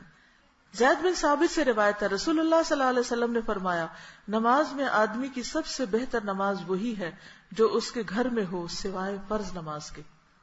اور نفل کے لیے خاص طور پر رازداری برتنی چاہیے، چھپ کے پڑھیں. پھر افضل نماز تہجد کی نماز ہے فرض کے بعد. فضیلت یہاں اس لیے بتا رہی ہوں تاکہ یہ کام جو آپ کریں تو پورے شعور کے ساتھ کریں. ابو ہریرہ رضی اللہ عنہ سے روایت ہے کہ رسول اللہ صلی اللہ علیہ وسلم نے فرمایا، فرض نماز کے بعد سب سے فضیلت والی نماز رات کی نماز ہے، یعنی تہجد کی نماز. ایک اور حدیث میں ہے، ابو مسلم کہتے ہیں، میں نے ابو ذر سے پوچھا، رات کے کس حصے میں قیام کرنا سب سے افضل ہے؟ یعنی رات کو اگر اٹھیں تو کس وقت اٹھیں؟ ابو ذر نے کہا، میں نے بھی رسول اللہ صلی اللہ علیہ وسلم سے اسی طرح سوال کیا تھا، یہی میرا بھی سوال تھا جس طرح تم نے مجھ سے کیا ہے. آپ نے فرمایا، رات کے پچھلے پہر یا نصف رات میں، لیکن ایسا کرنے والے بہت تھوڑے ہیں. رات کے پچھلے پہر یعنی رات جب ختم ہونے کو آئے، رات کے آخری حصے میں یعنی سحری کے قریب. اس وقت کی خاص فضیلت کیا ہے؟ کیا ہوتا ہے اس میں؟ اللہ سبحانہ وتعالیٰ آسمان دنیا پر تشریف لاتے ہیں اور بندوں کی طرف متوجہ ہوتے ہیں اور خوب خوب دعائیں قبول فرماتے ہیں. پھر داؤد علیہ السلام کی نماز کو افضل نماز کہا گیا. فرمایا، سب سے بہترین نماز داؤد علیہ السلام کی نماز ہے کہ وہ نصف رات سوتے تھے، تہائی رات جاگتے تھے اور چھٹا حصہ سوتے تھے، یعنی پھر آخر میں سوتے تھے. آپ دیکھیے کہ جب ایک دفعہ انسان سو جاتا ہے تو پھر دل کیا چاہتا ہے؟ سوئے جاؤ. اور جب جاگ جاتا ہے تو پھر کیا چاہتا ہے؟ جاگتے جاؤ. لیکن یہاں آپ دیکھیے کہ وہ سوتے، پھر جاگتے، پھر سوتے، پھر فجر کے لیے جاگتے ہوں گے. تو یہ زیادہ مشکل ہے نا. تو وہ کام جو انسان اپنے نفس کے خلاف کرتا ہے اس پر اجر بھی زیادہ ہے، لیکن ایسا کرنے والے بہت تھوڑے ہیں. لمبی قرات والی نماز، یہ جو آپ کو یہاں کہا گیا نا کہ مختلف صورتیں پڑھیں اور طویل قرات کریں تہجد میں نماز، پہلا حصہ آپ دیکھ رہے ہیں، اسی کی دلیل ہے یہاں. رسول اللہ صلی اللہ علیہ وسلم نے فرمایا، سب سے افضل نماز لمبی قرات والی نماز ہے. یہ جو چیک لسٹ بنائی گئی ہے نا، یہ ایسے نہیں رینڈم چیزیں اٹھا کے ڈال دی گئی، ان سب کے پیچھے دلائل موجود ہیں. تو ہمارا موٹو کیا ہے؟ افضل دنوں میں افضل کام. پھر اول وقت نماز پڑھنا. ام فرور رضی اللہ تعالی عنہا سے روایت ہے کہ رسول اللہ صلی اللہ علیہ وسلم سے سوال کیا گیا اعمال میں سے کون سا عمل افضل ہے؟ آپ نے فرمایا نماز اول وقت میں ادا کرنا. عبداللہ بن مسعود سے روایت ہے کہ میں نے رسول اللہ صلی اللہ علیہ وسلم سے پوچھا کہ دین کے کاموں میں کون سا عمل افضل ہے؟ آپ نے فرمایا وقت پر نماز پڑھنا. میں نے پوچھا اس کے بعد؟ فرمایا والدین کے ساتھ نیک سلوک کرنا. میں نے پوچھا اس کے بعد؟ فرمایا اللہ کے راستے میں جہاد کرنا. پھر میں نے آپ سے زیادہ سوال نہیں کیے، ورنہ اسی طرح ان کے جواب دیتے رہتے، یعنی آپ پھر بتاتے رہتے. اچھا صحابی نے اس سے زیادہ کیوں نہیں سوال کیے؟ اس کی کیا وجہ ہوگی؟ کیونکہ ان کے سوال عمل کے لیے تھے، ہمارے سوال تفریح کے لیے ہوتے ہیں، بحث مباحثے کے لیے ہوتے ہیں، مقصد نہیں ہوتا کوئی، بس ایسے ہی کوئی نقطہ نکالنا ہو تو کوئی سوال کر لیا، ضرورتاً سوال نہیں کرتے ہم. اور اس کی وجہ سے پھر ہوتا کیا ہے، دین اور زیادہ مشکل ہو جاتا ہے، ہم اپنے لیے مشکل کھڑی کر لیتے ہیں، جیسے بنی اسرائیل نے کی تھی. تو انہوں نے بس اتنا پوچھا کہ انہوں نے سوچا بس ابھی فی الحال تو میں اتنا ہی عمل کر سکتا ہوں. پھر لمبا قیام. عبداللہ بن حبشی سے روایت ہے کہ رسول اللہ صلی اللہ علیہ وسلم سے سوال کیا گیا اعمال میں کون سا عمل افضل ہے؟ آپ نے فرمایا لمبا قیام. تو افضل دنوں میں افضل کام لمبا قیام، عام نمازوں میں بھی. لیکن اگر آپ دیکھیں کہ دن میں آپ کی بہت مصروفیت ہے، ان لک فی النہار سبحا طویلا، تو پھر کیا کریں؟ پھر رات کو اٹھے جب سب سو رہے ہیں، والناس نیام تدخل الجنت بسلام، اس وقت نماز پڑھیں جب سارا گھر سو رہا ہو. جنت میں سکون کے ساتھ داخل ہو جائیں گے، سلامتی کے ساتھ. اگر سارا سال نہیں بھی ہو سکتا تو ان دنوں میں اپنی گھڑی کا الارم پیچھے کر دیں، شعوری کوشش کریں، کر کے تو دیکھیں. اور پھر ان دنوں میں آپ خوب دعائیں کریں، یا اللہ پورا سال ایسا کرنے کی توفیق دے. اللہ تعالیٰ آپ کے لیے آسان کر دے گا. آپ دیکھیے نیند سے اٹھنا انسان کے بس میں نہیں، کیونکہ انسان کی تو روح چلی جاتی. وہ جیسے اس غزوے کے موقع پر جب حضرت بلال بھی سو گئے اور حضور صلی اللہ علیہ وسلم بھی سو گئے، اور آپ جب اٹھے تو آپ نے فرمایا بلال، تو انہوں نے آگے سے فوراً کہا اسی ذات نے میری روح روک لی جس نے آپ کی روکی. تو اس سے کیا پتہ چلتا ہے؟ میرا اس بات پر پکا یقین ہے کہ جب تک اللہ کا اذن نہ ہو انسان اٹھ نہیں پاتا. یہ صرف اللہ کی توفیق سے ہوتا ہے. اس لیے اللہ سے مانگے کہ وہ آپ کو توفیق دے دے رات کے آخری حصے میں نیند توڑ کر اٹھنے کی، اور اللہ ضرور دے گا. سچے دل سے مانگے. اور اس میں آپ دیکھیں کہ جب آپ اپنے دن کو بہت ارلی شروع کریں گے نا، تو آپ 2 بندوں جتنا کام کر سکیں گے. یہ میں آپ کو لکھ کے دیتی، آپ کو پورے 2 دن ملیں گے. مثلا 4 بجے اگر آپ اٹھیں تو دن کے 12 بجے تک 8 گھنٹے ہو چکے ہوتے ہیں. عام طور پر کام کے اوقات کتنے ہوتے ہیں؟ 8 گھنٹے. 9 to 5 کیا بنتا ہے؟ 8 گھنٹے کا کام کرتے ہیں نا لوگ، 9 to 5. تو آپ سمجھے کہ 4 بجے آپ کے 9 to 5 شروع ہو گئے. ٹھیک ہے، 12 بجے کے قریب قیلولہ کریں، 10 منٹ بھی کافی، اور پھر دوبارہ دن شروع کر دیں. پھر آپ 12 بجے سے رات 8 بجے تک بہت سکون کے ساتھ ایک اور دن کام کر سکتے ہیں. پھر رات 8 بجے کے بعد آپ بے شک ایسے بیکار قسم کے کام جو جن کے لیے زیادہ دماغ لڑانے کی ضرورت نہیں ہے، ادھر ادھر کے، مثلا اگلے دن کے کھانے پکانے کی تیاری اور اس قسم کی چیزیں، ان کو آپ اس وقت پہ سیٹ کر لیں، تاکہ صبح جب آپ اٹھ کے کچن میں آئیں تو ہر چیز بالکل سیٹ ہو، اور باقی گھر بھی بالکل ٹھیک. سارے گھر کو ٹھیک کرتے ہیں رات کے آخری، بس اس نیت کے ساتھ کریں کہ مجھے صبح کا وقت نہیں ان پہ لگانا. تو اس سے کیا ہوگا کہ صبح جب آپ اٹھیں گے کچن صاف ملے گا، گھر صاف ملے گا، اور آپ پروڈکٹیو، بہترین، مفید ترین کاموں سے دن کا آغاز کریں گے. عبادت سے آغاز کریں، پھر پڑھنے لکھنے سے کریں. بائی دا ٹائم باقی لوگ اٹھیں آپ افضل ترین اعمال کر چکے ہوں. اور یہ بالکل ممکن ہے. اگر پھر آپ کہیں گے گھر والے نہیں یہ کرنے دیتے، فلاں ایسا ویسا، سب کو اللہ تعالیٰ ٹھیک کر دیں. اگر آپ نے سچی نیت کر لی اللہ ٹھیک کر دے گا سب کو، سارے تعاون کریں گے. کیونکہ وہ بھی تو اللہ کے اذن، ان کے دل بھی تو اللہ کے ہاتھ میں نا، کہ ہمارے ہاتھ میں تو نہیں. ہم تو نہیں سمجھا سکتے کہ سمجھا سکتے ہیں. اگر ہم چیختے بھی رہے سب کو کہ سو جاؤ سو جاؤ، ہر ایک اپنی مرضی سے سوئے گا. ہاسٹل والے لکی ہیں کہ ان کو سب کو ایک وقت میں سونا مل جاتا ہے، گھروں میں یہ نہیں ملتا. یہ بہت بڑی نعمت ہے جو آپ کو ملی ہوئی ہے. تو اس سے پھر انسان کے لیے صبح اٹھنا بھی آسان ہو جاتا ہے. جب سونے اور جاگنے کا ایک پیٹرن سیٹ ہو جاتا ہے تو آپ کی ایک کلاک باڈی میں لگ جاتی. اور جب اٹھنے کا ٹائم ہوتا ہے، اگر کسی دن کسی وجہ سے آپ کو تھوڑی تاخیر ہو بھی جائے تو پھر اٹھنے کے وقت آپ بالکل اٹھ کے فریش ہوں گے، زیادہ فرق نہیں پڑے گا. لیکن اگر آپ کی کوئی روٹین نہیں نا، کبھی سو رہے ہیں کبھی اٹھ رہے ہیں کبھی، پھر اگر آپ دیکھیں کہ میں ہمیشہ ہی سوچتی ہوں کہ جو کام مثلا رات 10 سے 12 بجے کے بیچ میں عام طور پہ لوگ 10 بجے سو جاتے ہیں نا، تو کچھ لوگ جنہیں پھر کام کرنا ہوتا ہے وہ 10 سے 12 کے بیچ میں جاگتے ہیں. تو میں کہتی ہوں گھڑی کو الٹ لو نا، یہاں 10 سے 12 سو جاؤ اور یہ جو 2 گھنٹے ہیں وہ جلدی اٹھ جاؤ. نیند تو اتنی ملے گی آپ کو، لیکن وہ جو آخری رات میں اٹھنے کا ثواب ہے، اور اس میں چاہے آپ اگر زیادہ لمبی نماز نہیں بھی پڑھ سکتے، 2 رکعت بھی آپ پڑھ لیں تو اس سے آپ کے درجے دوسرے سارے لوگوں کے مقابلے میں کتنے اوپر چلے جائیں گے. سوچئے ذرا، ہوگا یا نہیں؟ لیکن ہم ٹائم مینجمنٹ نہیں کرتے. توفیق اللہ دیتا ہے، نیت ہم کو کرنی ہے اور عقل سے کام لیتے ہوئے ٹائم ٹیبل بنانا ہے. تو انشاءاللہ اللہ تعالیٰ ضرور آسانی فرمائیں گے.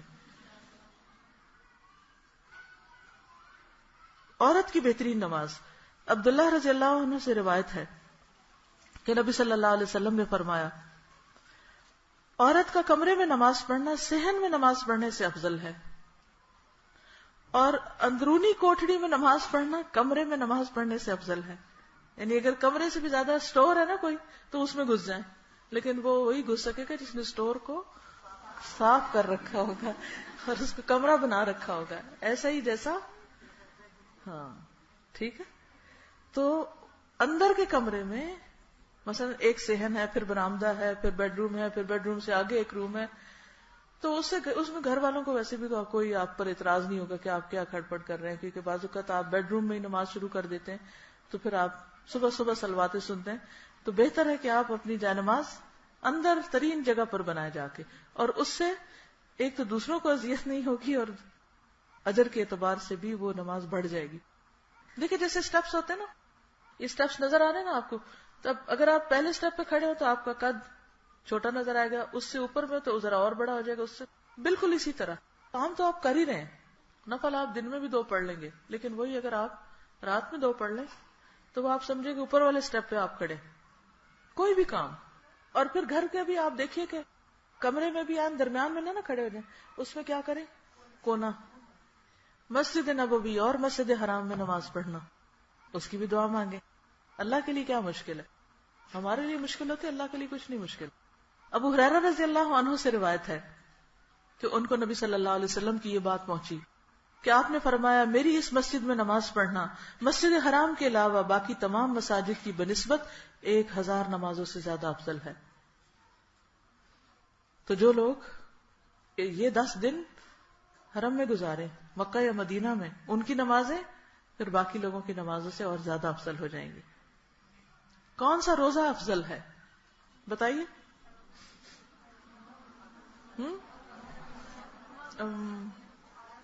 عرفہ کا روزہ. ٹھیک ہے، عرفہ کا. ان عبداللہ ابن عمرو ان رسول اللہ صلی اللہ علیہ وسلم قال افضل الصوم صوم داود صیام یوم و افطار یوم. عبداللہ بن عمرو رضی اللہ عنہ سے روایت ہے کہ رسول اللہ صلی اللہ علیہ وسلم نے فرمایا، افضل روزہ داؤد علیہ السلام کا روزہ ہے، ایک دن روزہ رکھتے ایک دن افطار کرتے.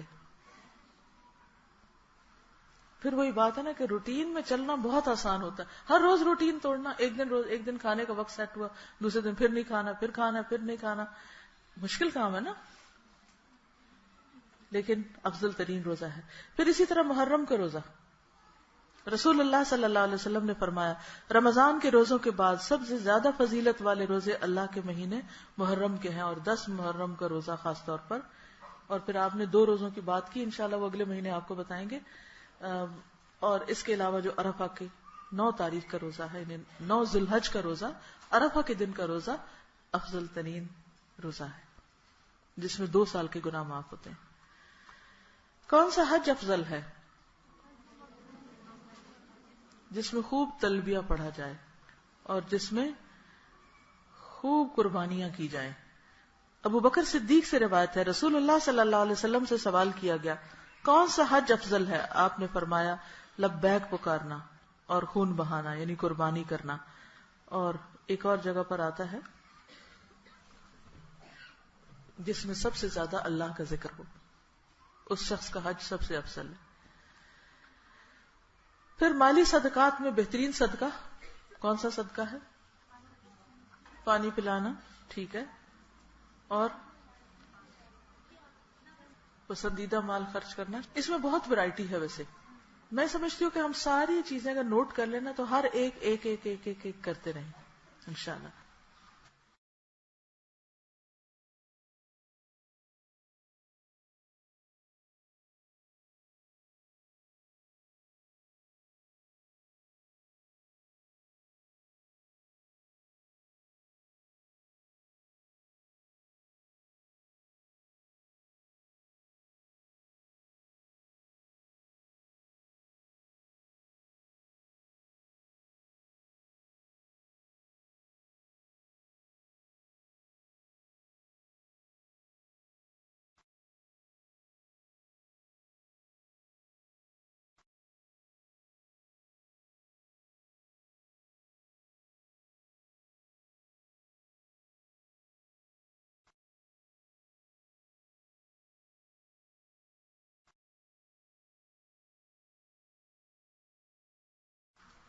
رسول اللہ صلی اللہ علیہ وسلم نے فرمایا افضل دینار جو آدمی خرچ کرتا ہے وہ اپنے اہل و عیال پر خرچ کرتا ہے. وہ اپنے اہل و عیال پہ خرچ کرتا ہے. وہ دینار جس کو اللہ کے راستے میں اپنے جانور پہ خرچ کرتا ہے یعنی گاڑی کا پیٹرول. وہ دینار جو اپنے ساتھیوں پر اللہ کے راستے میں خرچ کرتا ہے. یہ کیا ہو سکتا ہے؟ مثلا وہ پیسہ جو رشتہ داروں پہ کیا افضل ہو گیا. وہ پیسہ جو اللہ کے راستے کی سواری پہ کیا. اللہ کا راستہ کیا ہے؟ مثلا حج، عمرہ، مسجد جانا، دین سیکھنے کے لیے کہیں جانا، سکھانے کے لیے کہیں جانا. یہ سب کیا فی سبیل اللہ. اللہ کے لیے آپ نکلے گھر سے اور کوئی غرض نہیں. کسی بزنس کے لیے نہیں نکلے، کسی جاب کے لیے نہیں نکلے، اللہ کے راستے میں نکلے. جیسے حج پہ جاتے ہیں تو اگر کوئی ساتھ کوئی کاروبار کر لیتا ہے تو اس میں فرق نہیں، لیکن اصل چیز جو ہے وہ اللہ کے لیے نیت کرنا ہے. پھر وہ دینار جو اپنے ساتھیوں پر اللہ کے راستے میں خرچ کرتا ہے. اس کا کیا مطلب ہے؟ مثلا کوئی کام بتائیے، اللہ کے راستے میں ساتھی پہ خرچ کرنا یعنی کسی کو اپنی گاڑی میں بٹھا لینا اور خود کچھ کھا رہے ہیں تو ان کے ساتھ شیئر کر لینا. اپنے لیے کتاب لی ہے تو اس کے لیے بھی کتاب لے لینا. اسی طرح اللہ کے راستے میں اپنے ساتھیوں پر خرچ کرنا. جنگ تبوک میں ساتھیوں پر کس نے خرچ کیا تھا؟ انہوں نے کیا کیا تھا؟ ان کے لیے سواریاں تیار کی تھی، زادرہ تیار کیا تھا. یہ ہے اللہ کے راستے میں ساتھیوں پر خرچ کرنا کہ جو افورڈ نہیں کر سکتے ان کے لیے انتظام کرنا. اگر پڑھنے کے لیے کوئی افورڈ نہیں کر سکتا تو اس کی پڑھائی میں مدد کرنا وغیرہ وغیرہ. ابو قلابہ نے کہا عیال سے شروع کیا یعنی اپنے گھر والوں سے. پھر ابو قلابہ نے کہا اس سے بڑھ کر کس آدمی کا ثواب ہے جو اپنے چھوٹے بچوں پر ان کی عزت و آبرو بچانے کے لیے خرچ کرتا ہے یا نفع دے اللہ ان کو اس کے سبب سے اور وہ ان کو بے پرواہ کر دیتا ہے. تو بہرحال انسان جب اپنے بچوں پر بھی ان کی عزت آبرو بچانے کے لیے، کیا مطلب ہے اس کا ان کی عزت آبرو بچانے کے لیے؟ مثلا آپ ان کی پڑھائی کے لیے جو خرچ کرتے ہیں، اسکول کی فیس دیتے ہیں، کس لیے دیتے ہیں؟ تاکہ آپ کے بچے کس سے بچیں؟ مانگنے سے بچیں. تو بچوں کی عزت آبرو بچانے کے لیے خرچ کرنے سے مراد یہ کہ وہ کسی کے آگے بھیک نہ مانگتے پھریں، وہ کچھ بن جائیں، وہ کچھ پڑھ لکھ جائیں، وہ معاشرے کے اندر ایک اچھا مہذب اور بہترین شہری بن کے زندگی بسر کریں، بہترین مسلمان بن سکیں. تو یہ بھی افضل ترین دینار ہے جو انسان اہل و عیال پہ خرچ کرتا ہے. پھر ایک اور حدیث ہے، نبی صلی اللہ علیہ وسلم نے پوچھا صحابہ سے کیا تم جانتے ہو کون سا صدقہ سب سے افضل ہے؟ انہوں نے عرض کیا اللہ اور اس کا رسول ہی زیادہ جانتا ہے. فرمایا وہ ہدیہ جو تم میں سے کوئی شخص اپنے بھائی کو پیش کرے.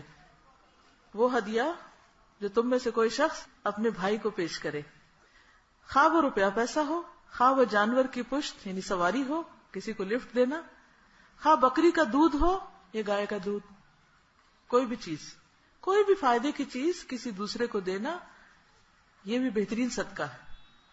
اپنے بھائی کی ضروریات پوری کرنا. عمر رضی اللہ عنہ سے روایت ہے کہ رسول اللہ صلی اللہ علیہ وسلم نے فرمایا افضل عمل مومن کو خوشی دینا ہے. افضل عمل مومن کو خوش کرنا ہے.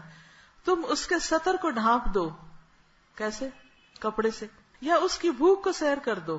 کیسے؟ کچھ کھلا کے. یا اس کی کوئی ضرورت پوری کر دو. یعنی ہو سکتا اسے کپڑا کھانا نہیں چاہیے، کچھ اور چاہیے، تو ان ضروریات کا خیال رکھو. تو یہ بھی افضل صدقہ ہے. یہ کب کرنا ہے؟ افضل دنوں میں. ویسے تو سارا سال کرتا ہے انسان، لیکن ان دنوں میں شعوری طور پر یہ سارے کام کرنے. پھر پہلو تہی برتنے والے رشتہ دار کو دینا، وہ افضل ترین ہے. ابو ایوب انصاری سے مروی ہے، نبی صلی اللہ علیہ وسلم نے فرمایا سب سے افضل صدقہ وہ ہے جو اس رشتہ دار پر کیا جائے جو پوشیدہ دشمنی رکھتا ہے، جو جیلس ہے آپ سے، جو آپ کو کہیں نہ کہیں ضرور کچھ سنا جاتا ہے، کوئی تکلیف دے جاتا ہے، کہیں نہ کہیں آپ کی جڑ کاٹتا ہے. اچھا، اس کا فائدہ کیا ہوگا؟ اس کے دل سے نفرت کم ہوگی، یقیناً کم ہوگی. سیرت میں ہم یہی پڑھ رہے ہیں نا. ایک غزوے سے نبی صلی اللہ علیہ وسلم واپس آ رہے تھے اور ایک جگہ پر صحابہ اترے، پانی نہیں تھا. آپ نے کہا کہ جاؤ پانی ڈھونڈ کے لاؤ. تو لوگ ادھر ادھر نکل کے پانی کی تلاش میں. تو انہیں ایک عورت ملی ایک اونٹ پر جس کے پاس 2 مشکیزیں تھے پانی. انہوں نے اس کو کہا چلو حضور کے پاس، ہمارے نبی کے پاس چلو. اس نے کہا وہ کون ہے؟ وہ نہیں جانتی تھی. پریشان ہو گئی کہ یہ آدمی جو ہے مجھے کہیں لے جا رہے ہیں. صحابہ اس کو گھیر کر لے آئے نبی صلی اللہ علیہ وسلم کے پاس، کیونکہ آپ کو حکم ملا تھا کہ پانی کو تلاش کرو. اس عورت سے پوچھا گیا کہ یہ بتاؤ کہ پانی کہاں ہے، تم کہاں سے لا رہی؟ اس نے کہا 1 دن رات کی مسافت سے وہاں سے لے کے آ رہی ہوں. اس کے قریب قریب میں اور کہیں پانی نہیں جانتی. تو آپ نے اس کے مشکیزیں لیے، ان میں ہاتھ رکھا اور سارے لشکر نے پانی پیا. اور اس کے بعد اس کے وہ مشکیزیں بھی دیے، پھر اس کے ساتھ اس کو دودھ بھی دیا، مزید ہدایا اور چیزیں دے کر اس کو رخصت کیا. یعنی آپ صلی اللہ علیہ وسلم صرف ردوہا کی بات نہیں کرتے تھے، بلکہ اس سے بڑھ کر احسان کر کے لوٹاتے تھے لوگوں کو. وہ آئی کس پریشانی میں ہوگی اور گئی کس خوشی میں ہوگی. یہ اخلاق تھا نبی صلی اللہ علیہ وسلم کا. آپ کوئی طریقہ بتائیے کیا کر سکتے ہیں. اس رشتہ دار کو نام لکھ لیجیے کہیں کہ اچھا میں نے اس کو ضرور دینا ہے کچھ جو آپ کو تنگ کرتا ہے.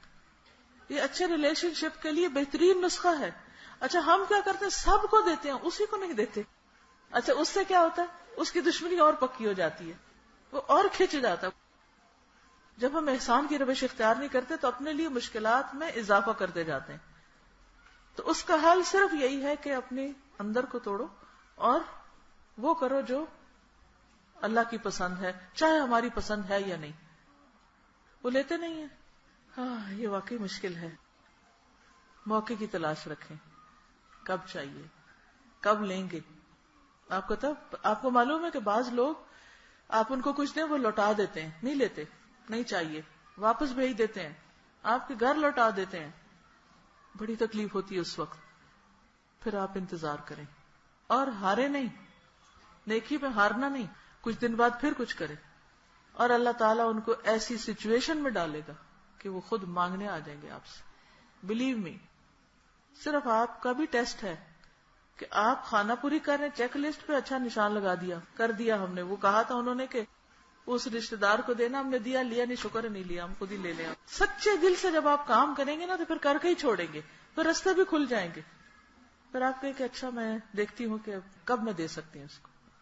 انسانوں کی نیچر بڑی عجیب چیز ہے. اتنے متضاد رویے انسانوں کے اندر کہ ایک انسان سے ایک وقت میں آپ کو انتہائی خوشی ملے گی، اسی انسان سے آپ کو دکھ بھی مل جائے گا.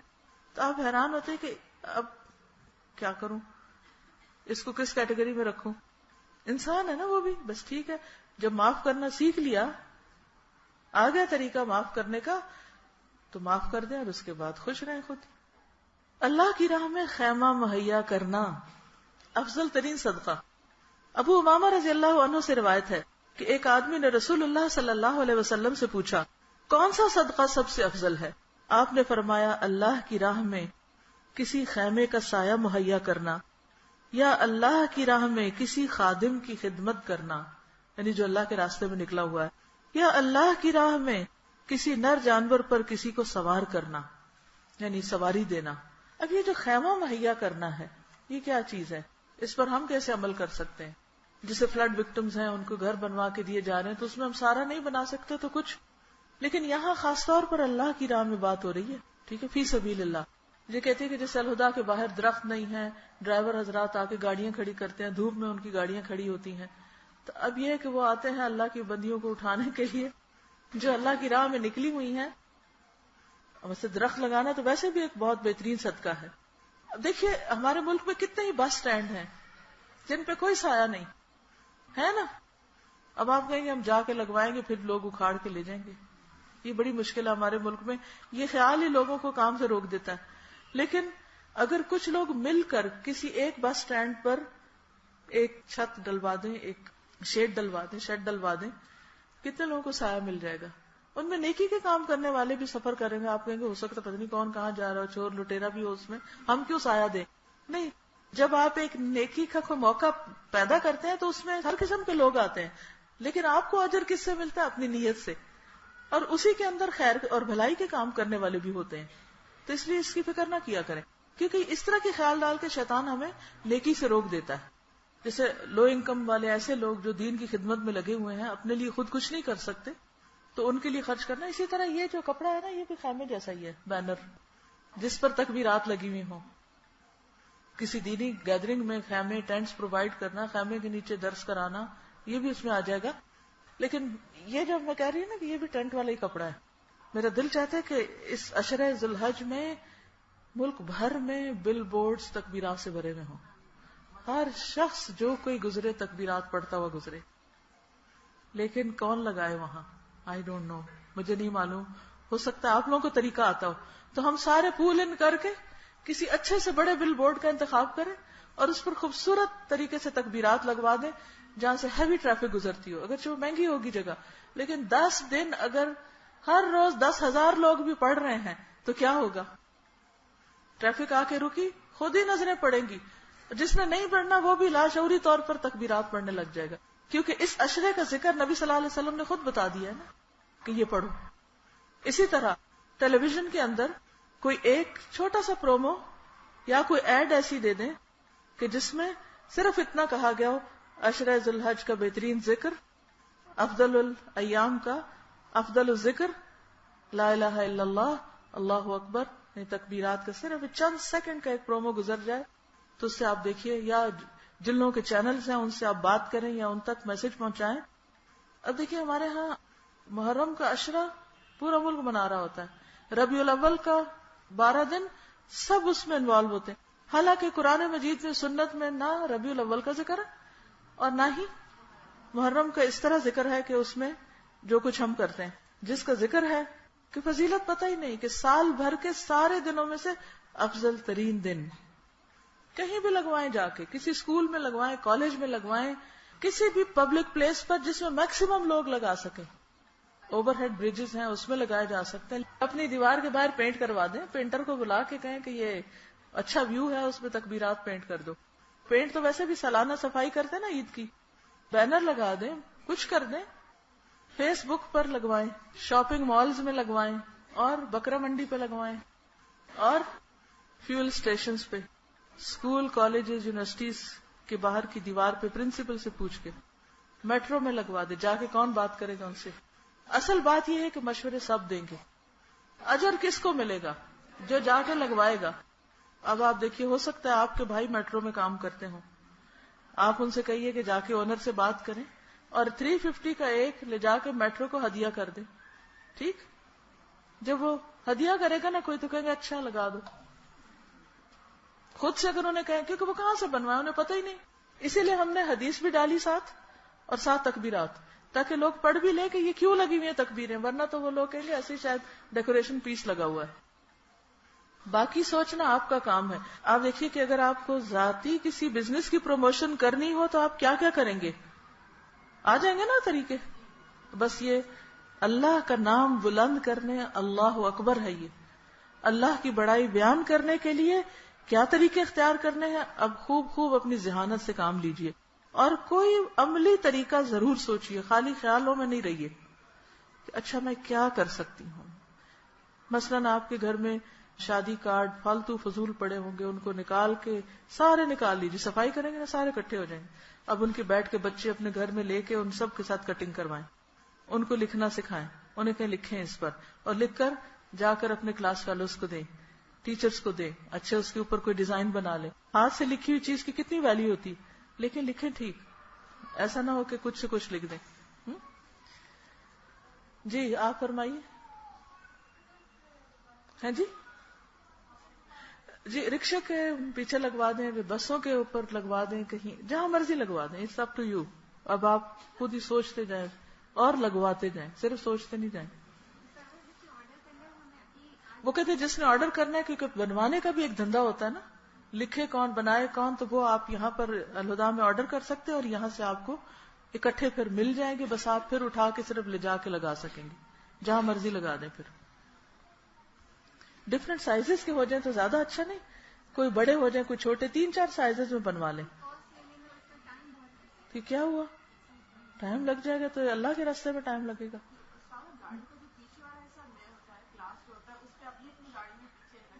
جی اپنی اپنی گاڑی میں ایک اسٹیکر میرا خیال ہے بڑا سا بنوا لیتے ہیں، وہ آسان لگ جائے گا. چلیے ایٹ لیسٹ یہ تو آپ کے پاس ہے ہی نا، یہ تو کہیں جا کے لگا دیں. اوکے نیکسٹ، پانی پلانا، دودھ پلانا. ابو ہریرہ سے روایت ہے کہ نبی صلی اللہ علیہ وسلم نے فرمایا دودھ والا جانور بطور عطیہ دینا افضل ہے. کسی کو گائے بکری دینا، جو ایک پیالہ دودھ صبح کو دے اور ایک شام کو دے، وہ والا جانور. خالی یہ نہیں کہ بکری دے دی، وہ دودھ چاہے دے یا نہ دے. لیکن اگر آپ بکری نہیں دے سکتے کسی کو کیونکہ آپ نے خود ذبح کرنی ہے اس دفعہ، تو اس صورت میں دودھ بھی دے سکتے ہیں. پانی پلانا. سعد بن عبادہ سے روایت ہے کہ میں نے پوچھا یا رسول اللہ صلی اللہ علیہ وسلم کون سا صدقہ افضل ہے؟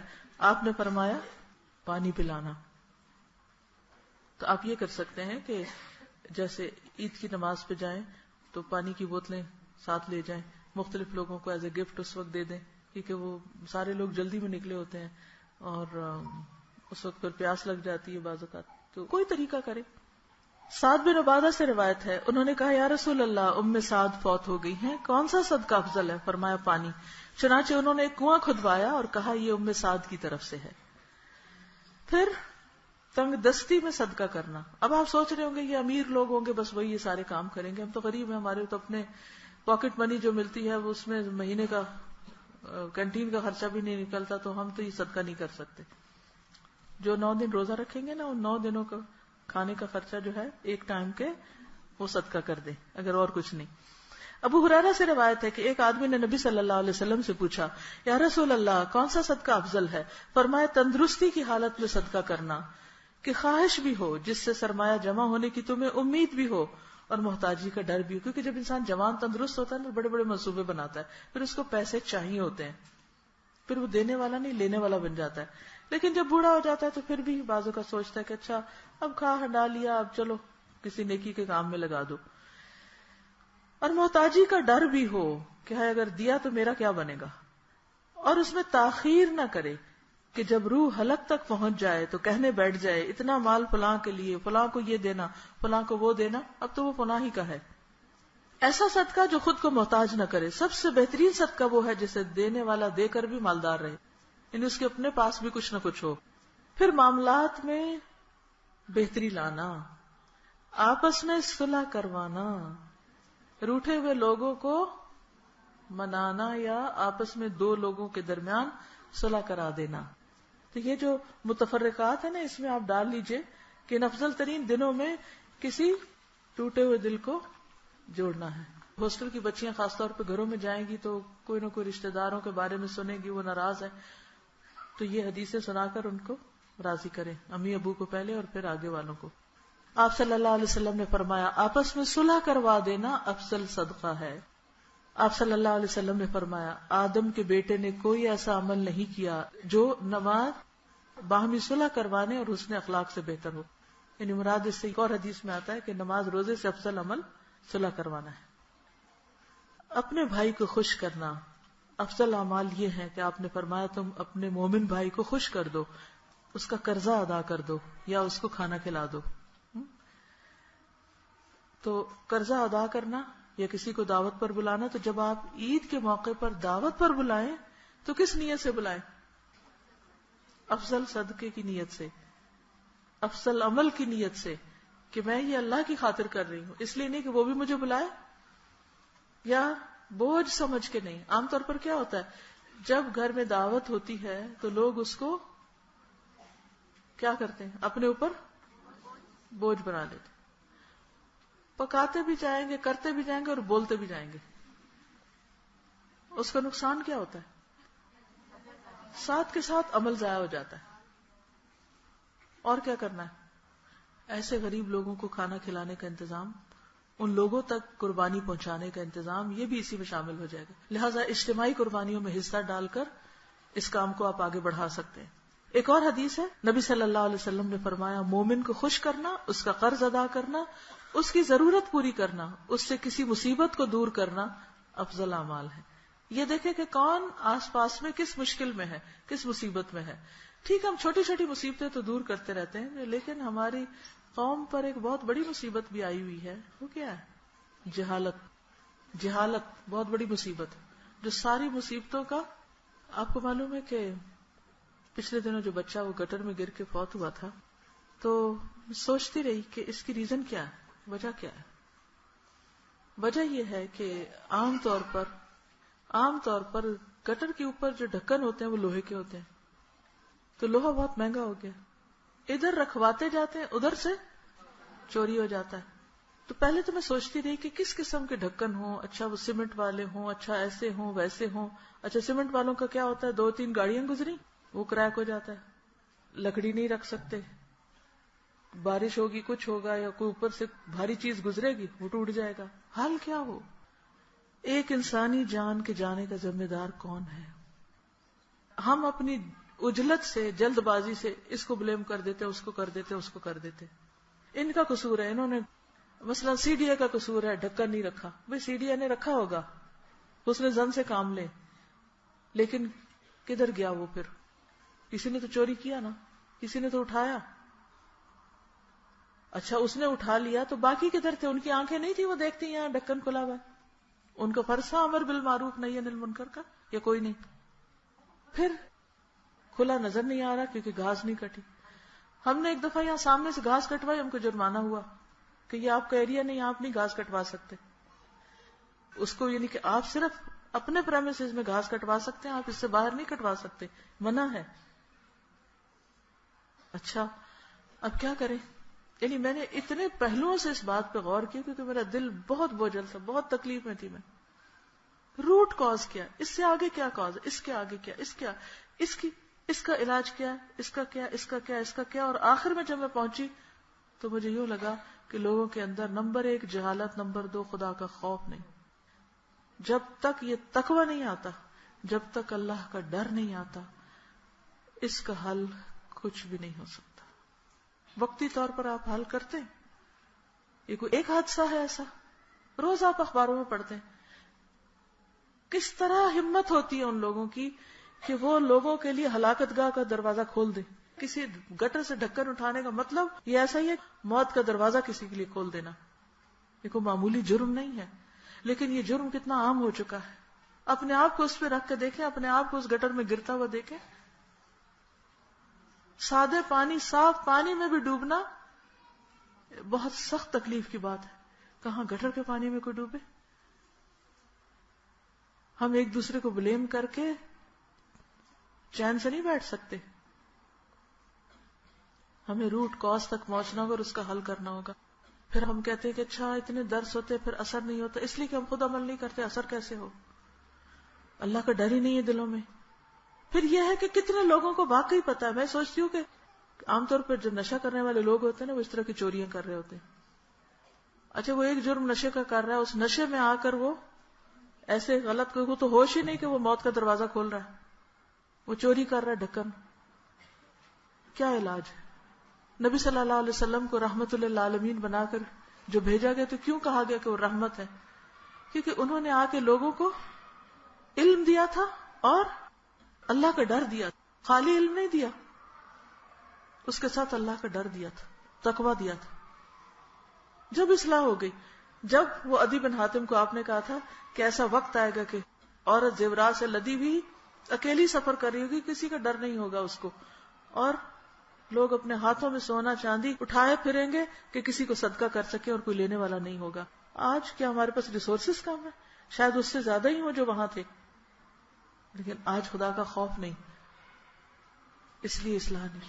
تو سب سے بنیادی کرنے کا کام لوگوں کے شعور کو جگانا ہے. جب تک یہ نہیں ہوتا ساری اوپر کی کوششیں ایسے ہی ہیں کہ جیسے کسی کو اندر زخم اور اوپر سے وہ پٹیاں کرتا رہے. پھر فرمایا افضل ترین عمل اللہ کی ذات کی خاطر تمہارا اپنے نفس اور خواہش سے جہاد کرنا. کیا ہے؟ اپنے نفس اور اپنی خواہش سے، کیونکہ سب سے مشکل کام اپنے آپ سے لڑنا ہے. پھر لوگوں میں افضل ترین کون ہے؟ دنوں میں تو افضل ہم نے دیکھ لیے، اعمال میں افضل دیکھ لیے، لوگ اچھے کون ہیں؟ فرمایا قیامت کے دن بہت زیادہ حمد کرنے والے، تعریف کرنے والے افضل لوگ ہوں گے، الحمدللہ کہنے والے، اللہ کی تعریف بیان کرنے والے. حمادون کا لفظ آتا ہے اور حماد کہتے ہیں بہت زیادہ تعریف کرنے والے کو. اب ایک تعریف ہے اللہ کی اور ایک ہے بندوں کی اور اللہ کی تخلیق کی. یعنی وہ لوگ جن کا ایک رجحان ہوتا ہے اپریسیشن کا، کہ وہ اپریشیٹ کرتے ہیں، اچھی چیز کو اچھا کہتے ہیں. یہ بھی ایک بہت بڑی خوبی ہے، کیونکہ عام طور پر ہم صرف منفی باتیں کرتے ہیں. اس کا رنگ ٹھیک نہیں آیا، کاغذ تو کسی کام کا نہیں، اور ڈیزائن بھی صحیح نہیں، اور یہ تو ایسا ہے اور یہ ویسا ہے، اور یہ گلاس کا بھی سائز ٹھیک نہیں، اور یہ میز تو بہت ہی چھوٹا ہے، اور یہ فلاں چیز تو ایسی ہے اور فلاں ویسی ہے. کسی چیز کی ہم تعریف نہیں کرتے کہ اس میں کوئی بھلائی بھی ہے. مثبت نظر رکھنا اور اپریشیٹ کرنا بندوں کے کام کو، اللہ کی تخلیق کو، اور سب سے بڑھ کر خود اللہ سبحانہ وتعالیٰ کی ذات کو، کہ الحمدللہ سب تعریف اسی کے لیے ہے. پھر سب سے اچھے اخلاق والا ہونا، سب سے افضل انسان ہونا ہے. پھر فرمایا سب سے افضل انسان وہ ہے جس کی عمر لمبی ہو اور جس کے عمل اچھے ہوں. اور بدترین کون؟ جس کی عمر لمبی اور اس کے کام برے. رسول اللہ صلی اللہ علیہ وسلم نے فرمایا اللہ کے نزدیک اس مومن سے افضل کوئی نہیں جسے حالت اسلام میں لمبی عمر دی گئی اس کی تسبیح اور تکبیر اور تحلیل کی وجہ سے. یہ جو تکبیرات آپ پڑھیں گے اور یہ جو تسبیحات آپ پڑھیں گے، ان کی وجہ سے لمبی عمر کا بھی اور لمبی عمر میں نیکیاں کرنے کا بھی آپ کو موقع ملے گا. یعنی گویا یہ افضل دن افضل اعمال کے دروازے کھولتے ہیں. اور پھر آپ باقی دن بھی سال کے، کیونکہ اس کے فوراً بعد پھر اگلا مہینہ نیو ایئر ہے. اینڈ میں آپ ریزولوشن بناتے ہیں، یہ کرنا ہے، تیاری کرتے ہیں، پریکٹیکل تیاری کرتے ہیں، کر کے دکھاتے ہیں. ذو الحج کا مہینہ اس میں گزرتا ہے اور نئے سال سے پھر آپ کے نئے کام شروع ہو جاتے ہیں. ایک نئی زندگی آپ کو ملتی ہے اور اچھے عمل شروع ہو جاتے ہیں. پھر اسی طرح افضل انسان وہ ہے جو مخموم القلب اور سچی زبان والا ہو. صحابہ نے کہا سچی زبان والے کو تو ہم پہچانتے ہیں، مخموم القلب کون ہے؟ فرمایا ایسا دل جو ڈرنے والا اور صاف ہے، اس میں گناہ، بغاوت، خیانت اور حسد نہ ہو، کسی کے لیے جیلسی نہ ہو. پھر لوگوں کو اپنی برائی سے محفوظ رکھنے والا انسان. کون سا مسلمان افضل ہے؟ فرمایا جس کی زبان اور ہاتھ سے دوسرے مسلمان محفوظ رہیں. ایک اور جگہ پر فرمایا وہ مومن جو اللہ کے راستے میں اپنی جان اور مال سے جہاد کرے. پھر ایک اور جگہ پر فرمایا لوگوں پر ایسا زمانہ ضرور آئے گا جس میں مقام اور مرتبے کے اعتبار سے سب سے زیادہ افضل آدمی وہ ہوگا جو اپنے گھوڑے کی لگام پکڑ کر اللہ کے راستے میں نکلے گا. جب کوئی پکار سنے گا اس کی پیٹھ پر سوار ہو کر موت کی تلاش میں نکل کھڑا ہوگا. یا وہ آدمی جو عوام میں رہتا ہو، نماز قائم کرتا ہو، زکوٰۃ ادا کرتا ہو اور خیر کے علاوہ لوگوں کو چھوڑے رکھے، یعنی معاملہ کرے تو خیر کا کرے اور اپنی نماز روزے پر قائم رہے. پھر فرمایا طاقتور مومن کمزور مومن سے افضل ہے اور ہر ایک میں بھلائی ہے. پھر لوگوں میں رہ کے ان کی اذیتیں برداشت کرنے والا سب سے افضل ہے. پھر اسی طرح آپ نے فرمایا ممکن ہے دنیا پر کوئی انتہائی حقیر آدمی غالب آ جائے، یعنی وہ ان کا کوئی بڑا بن جائے. اس وقت لوگوں میں افضل مومن وہ ہوگا جو دو کریمین معزز لوگوں کے درمیان ہوگا، یعنی اس کی کمپنی اچھی ہوگی. پھر دنیا سے بے پرواہ انسان وہ افضل انسان ہے. پھر ذکر کون سا افضل ہے؟ لا الہ الا اللہ. پھر بہترین نیکی بھی یہی ہے لا الہ الا اللہ. پھر فرمایا سب سے افضل نیکی سبحان اللہ و بحمدہ سبحان اللہ العظیم کلمتان حبیبتان الی الرحمن خفیفتان علی اللسان ثقیلتان فی المیزان سبحان اللہ و بحمدہ سبحان اللہ العظیم. پھر لا الہ الا اللہ وحدہ لا شریک لہ لہ الملک و لہ الحمد وہو علی کل شیء قدیر. پھر قرآن کا افضل حصہ سورۃ الفاتحہ ہے. سب سے بڑی آیت آیت الکرسی ہے. سب سے افضل تعوذ نبی صلی اللہ علیہ وسلم نے فرمایا کیا میں تمہیں تعوذ کے سب سے افضل کلمات کے بارے میں نہ بتاؤں جن سے تعوذ کرنے والے یعنی پناہ لینے والے پناہ لیتے ہیں؟ میں نے عرض کیا یا رسول اللہ کیوں نہیں؟ فرمایا معوذتین، 2 سورتیں الفلق اور الناس، یہ افضل ترین تعوذات ہیں. اور سب سے افضل دن عشرہ ذی الحج کے دن. نبی صلی اللہ علیہ وسلم نے فرمایا مل عمل فی ایام یعنی الایام العشر افضل منها في هذه قالوا ولا الجهاد قال ولا الجهاد الا رجل خرج يخاطر بنفسه وماله فلم يرجع بشيء. ان دنوں کے عمل سے زیادہ کسی دن کے عمل میں فضیلت نہیں. پوچھا گیا جہاد بھی نہیں؟ فرمایا نہیں، ہاں جو شخص اپنی جان و مال خطرے میں ڈال کر نکلا اور واپس کچھ نہ لایا. پھر ان 10 دنوں میں یوم النحر بھی بہت بہترین دن ہے. اور وہ کون سا ہے؟ 10 ذی الحج. اس کے بعد یوم القر ہے، ایام تشریق شروع ہو جاتے ہیں. اور پھر پوچھا گیا دن کا سب سے افضل ترین حصہ؟ فرمایا رات کا آخری حصہ، آخری گھڑیاں. تو اب آپ نے کرنا کیا ہے؟ افضل دنوں میں افضل کام کرنے ہیں. کچھ کاموں کی لسٹ تو آپ کے پاس تھی، انشاءاللہ آپ ان کا اہتمام کریں گے. کچھ آپ نے مزید نوٹ کر لیے، دلائل آپ نے سب کے سن لیے. اب آپ کا فرض کیا بنتا ہے؟ عمل کیسے خود بھی کریں، دوسروں تک بھی پہنچائیں. اور اس میں صدقہ کرنے کا بہترین طریقہ کیا ہے کہ آپ دوسروں کو کھانا کھلانے کے علاوہ روحانی خوراک کھلائیں، یہ دعائیں دیں. اس میں ذی الحج اور قربانی کے موضوع پر یہ کیسٹ ہے. عید الاضحیٰ کیسے منائیں، عید کارڈز ہیں اور ان کی خوبی ہے کہ ان کے اندر قربانی کے مسائل لکھے ہوئے ہیں.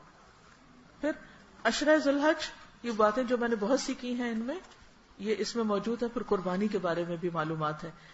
اور حضرت اسماعیل کی قربانی کی نظم جو ہے یہ بھی بہت اچھی ہے. اور تکبیرات کے کارڈز ہیں، یہ بھی گفٹ میں دینے کے لیے بہت اچھے ہیں. ان کے پیچھے اپنا پرسنل میسج لکھ کے آپ دوسروں کو دے سکتے ہیں. تو ان چیزوں کو جب آپ آگے آگے لے جائیں گے تو اس کے 2 تیرے فائدے، علم بھی پھیلے گا، صدقہ بھی ہو جائے گا. لوگ جو عمل کریں گے آپ کی وجہ سے وہ بھی انشاءاللہ آپ کے حصے میں شامل ہو جائے گا. عید کا دن کیسے منانا ہے؟ قربانی کے علاوہ عید کا دن جو ہے دعا میں کرواتی انشاءاللہ. قربانی میں صحت مند جانور قربان کریں. حدیث میں آتا ہے ہم مدینہ میں قربانی کے جانوروں کو موٹا کرتے تھے اور پھر ان کو قربان کرتے تھے. اچھی چیز اللہ کے راستے میں دیں. اور پھر ایک قربانی میں سارے گھر والے بھی شریک ہو سکتے ہیں. آپ صلی اللہ علیہ وسلم اپنے گھر والوں کی طرف سے بکری قربان کرتے تھے.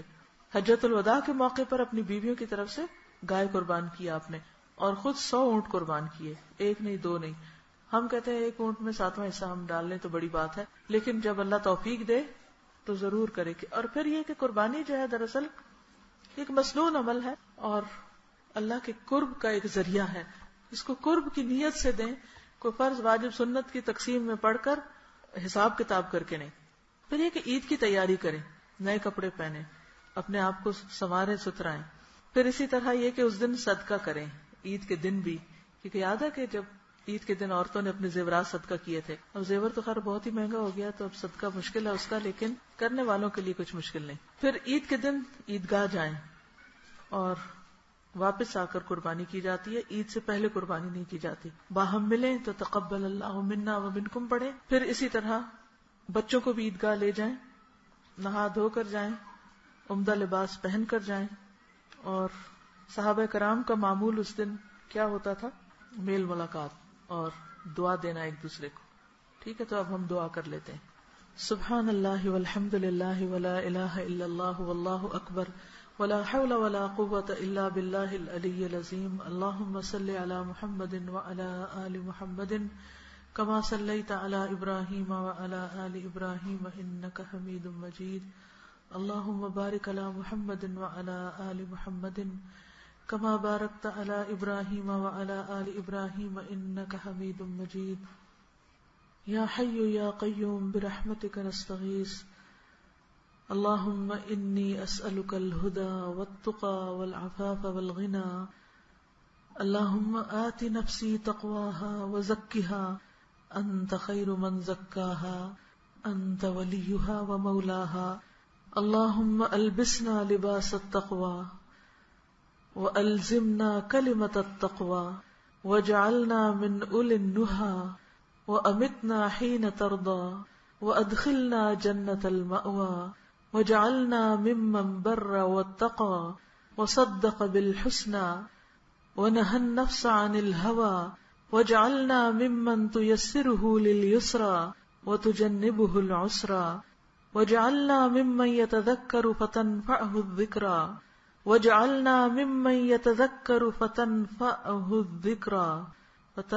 الذكرى اللهم اجعل سعينا مشكورا وذنبنا مغفورا ولقنا نضرة وسرورا واكسنا سندسا وحريرا واجعل لنا أصابر من ذهب ولؤلؤ وحريرا. یا اللہ پاک جو کچھ ہم نے پڑھا ہے سنا ہے اپنی رحمت سے ہمیں اس پر عمل کرنے والا بنا، ہمارے دلوں میں تقوی پیدا کر دے، ہمیں اپنی زبانوں کی حفاظت کی توفیق دے، اپنے ذکر کی توفیق دے، اپنے شکر کی توفیق دے. یا اللہ ہمارا یہ علم ہمارے اوپر بوجھ نہ ہو، ہمارے حق میں حجت ہو اور ہمارے لیے عمل کی راہیں آسان کر دے. یا اللہ اس خیر کو دنیا بھر کے لوگوں تک لے جانے کی توفیق عطا فرما.